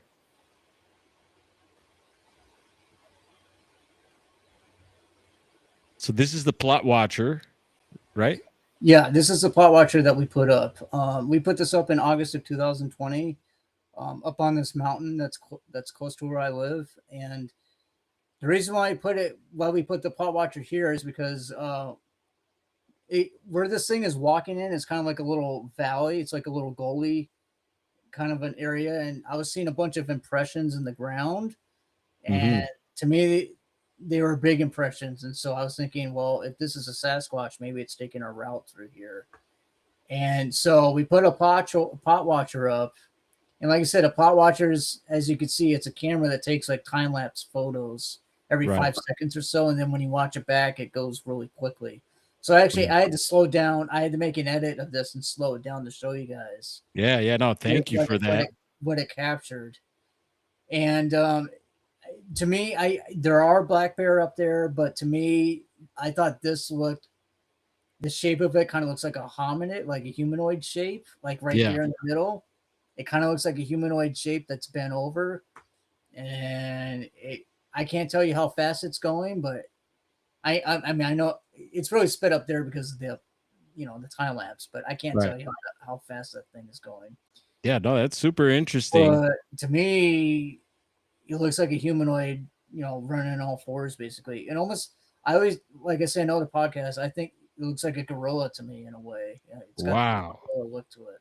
And then right there, you can kind of see the long limbs on that thing. Yeah, So, totally, man. Yeah. whether that's a bear or not, I don't know, but it's up to you guys what you want to interpret that as. But Right I don't on. know.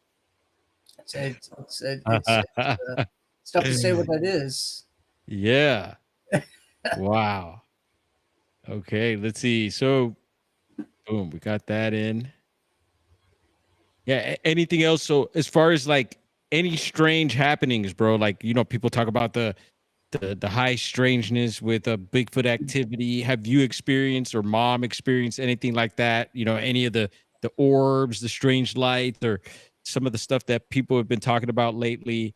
Is there anything that stands out to you that you could think of that is along, those lines? Because I know you seem like a pretty, you know, level-headed. I like to use that one. I know a lot of the guys use that, level-headed, and just very honest and humble, man. Has any weird stuff ever happened with you when looking into this topic? Well, I've never seen an orb. I've had people around me say they've seen orbs, but I personally have not seen one. As far as strange activity, I did have something happen to me that I think is more of um, a survival instinct kind of a thing that happens. Like it's not something that was sent to me or shown to me, but it's more of a primal instinct. It's more of a primal instinct event. So I'll just quickly tell that. So at rock camp one night, at Bumping Lake at rock camp, there's a rock shale in the back, and I was going to go up to this rock shale and put a recorder out at around 9 o'clock at night, and it was actually getting rather dark at that time. So I was going along this trail behind camp up towards this rock shale to put a recorder out. I'd say as I was almost getting right up to where I have to really crest up on the hill there, it felt like I had walked into an invisible wall. It was like a wall of fear, man. I had a fear of dread in me that I've never felt before. Something stopped me in my tracks and said, well, instinctually, I better not go any further because there's danger ahead of me. It was a fear of dread. All my other years of researching, I've never felt that before. And I just had this feeling like I need to turn around right now and go back to camp. And that's exactly what I did. And it wasn't anything, nothing told me, like, it wasn't anything sent to me to turn back. I just felt like instinctually there's a primal instinct to me to turn around. Like I just like my body felt like there was something up ahead of me that I did not want to encounter, and that's exactly what I did. I turned right around and I went right back to camp. Yeah. And I've never felt that before, man. And the thing is that I do think if there's Bigfoot there, that they are hanging around in that area, and they do come down in that area. So I might have been, if that's really what was happening, I might have run into them if I kept going. I don't know. Yeah. I've never felt that before, man. I mean, I've been in a I'll quickly tell a couple of situations I've been in. So there's an area up here. There's a lake up here, up in Global Campbell, where you need a permit to get into. It's gated off, and you're not supposed to camp back there. But my mom and I camped in our truck back in there one night, and this is by a lake back in there. It's pretty secluded. So we camped by this lake, and I put a recorder out by the lake. And sleeping in her truck, man, was like the worst thing. I hate sleeping in her truck. Like I had to sit in the front seat of her truck. It was awful. And I wanted to go home. I said, I can't sleep in this truck. I want to go home. So like around 3 or 4 o'clock in the morning, I just said, F it. I'm going to go get the recorder and let's go home. So I actually got out of the truck. And there's actually still some moonlight out there, so I didn't need a flashlight or anything. I went out there without a flashlight, and I walked it takes like 10 minutes to get down to the lake from where we were. Like I went right into the woods basically to get to the lake, get around to the lake where where my recorder was. So I did that. I just walked right up to the recorder in the dark with some moonlight still shining. Thankfully, it showed me the way. But as soon as I grabbed the recorder off this tree that I had it attached to, something growled at me from behind me, like a real deep growl. And I froze, and the hairs stood up on everywhere, and I can't tell you what it was. I didn't see it, but as soon as I turned around to go back, that's when I heard it behind me, like coming out of the woods. And I just kept walking forward. I didn't turn back. I didn't look, and I only heard it growl once. And I went right back to the car, and as soon as I got into the truck, my mom goes, "You're as white as a ghost." She's never seen me look like that before. And all I said to her was drive. Just drive. Because I was like, dude, when you hear this really low, I don't know, I can't even describe it. It was a really low growl, a really deep growl. I can't tell you what it was, but it just scares you so much that you just don't want to turn around and see what it is, because you don't want to look at whatever this thing is eye to eye. You don't want to do that. So, but you know, I've had some. I have a recording of me whooping, like making a whoop at that lake during the daytime before my mom and I leave. And on the recorder, I couldn't hear this in person, but on the recorder, you can hear something reply to my whoop on the other side of the lake.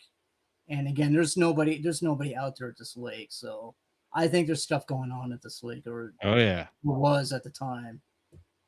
But dude, getting growled at like that, like 4 o'clock in the morning, was pretty freaky. And yeah, it was stupid of me to go out there alone like that without a flashlight. But I just wanted to get out of there, man. So were you upset, or? Yeah, well, I was upset. I said, Mom, let's get the F out of here. Yeah.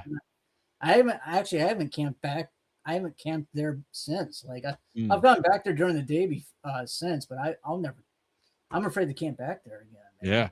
Yeah. And the reason why I asked that, because I'm wondering maybe if your emotions played a role in with whatever may have happened there. And I do have a little experience like that. I remember one time in the redwoods, and this was during the day. No one was really around this area. And yeah, dude, I heard a growl, but it wasn't like, I pictured something small, like maybe some sort of a wild animal or something. But there was nothing around, bro. It was the strangest thing, and it freaked me out. And but I kept exploring. But yeah, no, to have that happen. So did the sound like something large, like something big? It wasn't like right next to me. It was a little bit far back in the woods here, but you can hear it. I don't know what it was. I can't say it was a bear. It didn't sound like a bear. I can't say it was a Bigfoot either.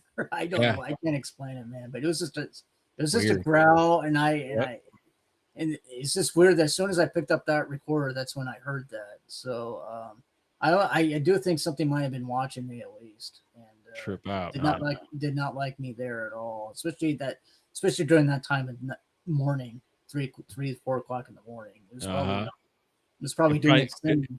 And whatever it was probably sensed your vibes too. It was like, yeah, exactly, man. And then I want to talk about a possible sighting that I've had. Yeah, let's get that in. Okay, so I think this was 2018. I can't totally remember the exact date, but 2 hours away from me, back in this Global Campbell area, there's a trail. There's an old trail that you could take that goes across an old railroad bridge. And again, this is 2 hours away from me, back in the woods, like close to the mountains. And at the time, there was nobody else parked there. It's just my mother, my dad, and my golden retriever at the time. And so we were walking on this trail, and we came upon this concrete bridge there, this railroad bridge that's over this, I'd say it's a small stream or river. And there's actually there was a sandy bank down below, right next to this creek or river, and I wanted to check it out for footprints. You know, it's kind of high up. Maybe, I don't know. I'm not the best at height and numbers, but you have to walk down below this bridge to get to the bank. So it's kind of a steep little walk down there. So anyway, I said to my parents, "Why don't you walk my dog and keep going on the trail, and I'll go down and look for footprints, and I'll meet you guys back up when I'm done." They said okay. So they kept walking with my dog up on the trail. They went over the bridge and they kept walking up on the trail, and then I went down below the bridge, looking for footprints. I didn't see anything, but about a minute or so after I was looking, I looked back up to the bridge, and this is like 20 feet or something above me. I don't know the exact number height of it, but I saw this. I'll call it an animal, but it was right. I think it was running on all fours, but it had long flowing golden, like blondish hair. I call it hair because I don't know of any animal besides my dog that has long hair out in the wilderness out here. There's no elk or deer or even a cougar that has long flowing hair or fur, whatever you want to call it. But all I saw was like the top of the head and the shoulders and back of it, and like long flowing mane hair, or whatever you want to call it.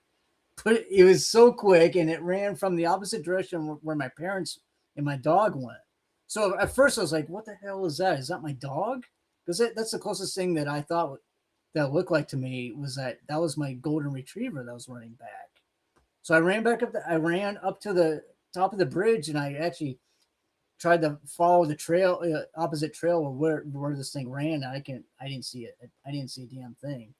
So I went back to the bridge, and I waited for my parents and my dog was with them, and they came back, and I said, "Did my dog's name was Puppy?" And I said, "Did Puppy run back here?" And they said no, he's been with us the whole time. So that really perplexed me, man, because like in the concrete bridge, like the rails on that were like at least like 4 feet high. So for me to see down below looking up at this thing must have been larger. Like I don't know. I can't tell you what it was, but I've never seen a wild animal out here with that kind of long flowing golden blondish hair. And That's always stuck with me, man. I can't that's tell you what it fascinating, is. bro. Because was it by chance? Was the hair straight? Was it curly? Was there any? I would say it's straight. Like I'd say mostly straight. Honestly, there might be a little bit curls like towards the bottom of it, but Okay. what I saw was like almost like a mane, like a flowing mane, like Yeah. coming back like this. It was again like golden retrievers, like maybe the closest thing I could say what it was, but I didn't see a tail on it. I didn't. It was to me it wasn't a golden retriever. It was just that's just the closest description I could say on it in terms Yeah. of like. And that's super interesting because I just read a report. I want to say maybe last week or so off the Bigfoot mapping project. Yeah. And it was running, I think, through a field, and it described like it was wearing almost like a coat of hair or something like that. And then it goes into the golden retriever description. Oh. And yeah, and so Okay. I've been making these little YouTube shorts using the software that we're using here. It cuts these shorts, and you could add some animated clips to it, and it added like you're describing the hair, golden retriever hair. It didn't actually show a dog, but it just showed hair, Yeah. and that comes to mind right away. And I want to say it's not the first time I've heard the golden retriever. I also heard of a report, who knows if it's true, but of a Bigfoot having almost like a blonde, I want to say almost like a mullet type deal. It might have had a name to it too, but it's some sort of blonde Bigfoot out there. I forget what state it was, but that definitely comes to mind, man. But how weird, man. Dude, it was so weird, and I to this day I can't explain it, but it's the weirdest thing. I mean, I've never seen any other animal out there like it. At least with hair like that or fur or whatever you want to call it. I do know a researcher here that claims he's seen a blonde female. Not in the same area where I saw this thing, but I mean he's seen a blonde one apparently. So Mm. so a blonde Bigfoot isn't too I don't know, abnormal, I guess, or obscure. Yeah, I don't know. yeah. I've heard it described in those colors before, and yeah, it makes me wonder what you really saw there, man. But you're definitely in. I mean, you're like in the Bigfoot capital of the states here. Yeah. And do you think it does hold? Does Washington, is it that active? You think there's stuff like that going on all over the place, or is it maybe Oh, I do. Yeah. Oh, yeah. I definitely think it's. Well, I mean, again, like around me, I never thought it would happen around me. Like Uh-huh. what? Even though I'm not saying it's Bigfoot, but like I never thought that kind of stuff would be happening around where I live. So Yeah. that's the other thing too. Like people are saying, "Oh, you got to go way out there." No, you don't. I mean, if Hmm. you're surrounded by forests, like even where I am, I'm surrounded by forests, mountains, and lakes and water. If you got all that, chances are chances are good you might have possible Bigfoot activity Yeah. if it exists. But Yeah, and other strange stuff. Who knows? And I know I've heard of Washington having other what was it, the clickatat, ape cat, and all these other strange cryptids. But I've also noticed that Washington State ranks up there almost number one, also, if not rivals with like California with UFO reports. Have you noticed? You ever noticed yeah, that? yeah. Well, I've seen two. I'll call them UFOs. I've seen two UFOs one morning when I was going to school with my Uh-huh. mom a long time ago. But we were going to school, and through the in the car and through the car windshield, I saw two. Well, she saw them too. There are two silver orb, like still not silver discs objects in the sky. Like they're just hanging there, like just one and two, like just hanging there right in the sky, like ahead of us. We didn't. They're too far away from us, but you can still see them in the sky, and they're just sitting there. And to this day, I'll always remember that. But this was Wow. before cell phones. This was a long time ago. But I distinctly remember seeing two silver objects in the sky, just sitting there in the sky. Man, it was Trip crazy. out. Yeah. Yeah, And when, what I find fascinating is that, yeah, Washington is number one with Bigfoot reports. Well, you know, thus yeah, far, I think, because as some people have brought up the guy from the Bigfoot mapping project, Scott Tompkins. I heard him recently. I guess yeah, maybe according to his database, that Pennsylvania is seems to be the number one hotspot. But yeah. who knows? Um, but I think there's something there possibly, and I'm not saying Bigfoot and the UFOs, they're coming out of UFOs, although we hear stuff like that. But I think it's very interesting that Washington is up there with Bigfoot encounters and reports, as well as the UFO thing. Um, Also, I did watch recently on STM. It was the Kinderhook. It was their last on Sunday. They featured their documentary. It was Yeah. a very, very fascinating one. I had seen it before that, and I won't get into how I just had seen it already. Yeah. And it was interesting because one of the people they featured there, they get into his relationship with him and his grandmother, Mm. and it just almost so it's reminding me of that. And I think there's something going on with you and moms, man. I think you guys should definitely keep up the good works with the topic, and yeah, let us know, man, if you get anything new coming out your way. And Well, dude, I would love to have you back to talk some more. We're hitting a little over 2 hours here. I feel like I could oh, talk to you forever, man. yeah, sure, man. Yeah. I'd love to. Yeah. Well, the other thing I want to mention real quick is like Bumpy Lake Yes. had a forest fire not too long after that chorus audio. I actually think the forest fires might have disrupted, activity, and I think because since then I haven't had much activity at Bumping Lake since that event. So I think the forest fires that occurred there might have moved them around. That's So that's just something to think about, when people are researching that, if there's a forest fire or some big event like that, and you're not getting activity anymore, chances are, like up here with the logging going on that happened. I think because I didn't get anything else after I got that peanut butter jar event. Nothing. I didn't get any other activity in that spot afterwards. So it's like when there's something that disturbs their path or something like that, they move on. They go to a different spot. You know what I mean? yeah. They change their ways. Or maybe they just won't be as active. Maybe they're still there, but just not as active. Yeah, Yeah, that's something definitely to keep note of. And then there was something else you had mentioned. It's slipping my mind right now. But yeah, man, I would definitely love to have you back on, and hopefully we could pick it up uh sure. at some point. I know there's more stuff that you got to share, and I'm sure we could continue the conversation, man. But yeah, Yeah. I'm gonna go ahead and just leave it here for now.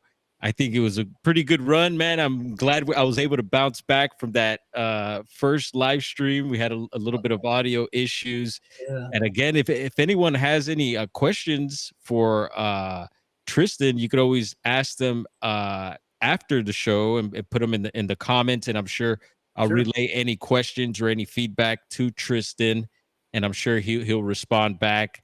And yeah, thank you again, bro, for jumping on here. And I'm glad it worked out, man. And we could do this anytime, man. And anytime you have any, itch to come on here, you just let me know. Send me a message, and I'll be sharing some stuff with you as well. There's some things I would like to share with you, and I want to say thank you again. You've also helped me with some audio from some previous videos that I had done, and I've mentioned that before. So I appreciate your help as well, man. And I know You're welcome. anytime I would need help with something like that, you would definitely come through.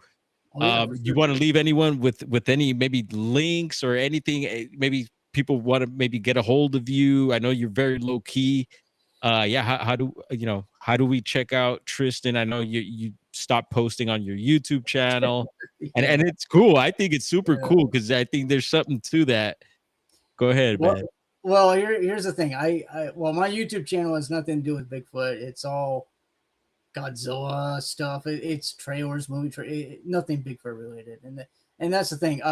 People could contact me on Facebook at Tristan Yolton. If they have any questions or anything, that's fine. If they want to contact me about anything, totally cool. I'll try to get back to you. But that's the thing, man. Like, I only like sharing my stuff like on podcasts. I don't have a channel. I don't have a website or anything like that. I just kind of do my thing and just share what I collect whenever I can, or if somebody wants to check it out. Like you, if you want to check it out, I'll share it. But I don't have a website or anything like that. Okay. Yes, and I'm just got to keep going at it, man. Like, trying to every year just try to, like, right now, spring and summer is a good time to go out there. So hopefully I'll catch something interesting this year. Yeah, man. So I want to wish you the best of luck, you and your family as well, man. And thank you. I think, this was a great conversation.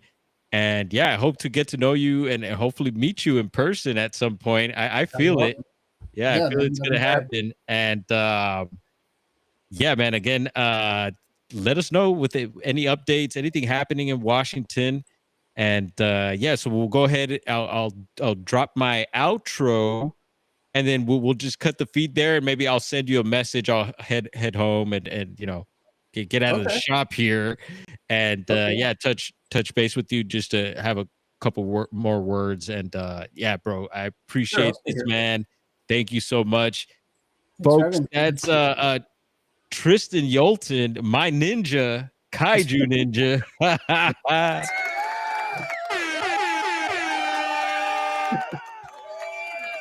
I appreciate it. Thank you. Yeah, y'all. So, yeah. All right. So there's several other people live right now. So I'll probably catch you all there. And yeah, again, what a surprise. What a good time, man. And yeah, here we go. Drop our outro and we'll see you folks later. Let's see here.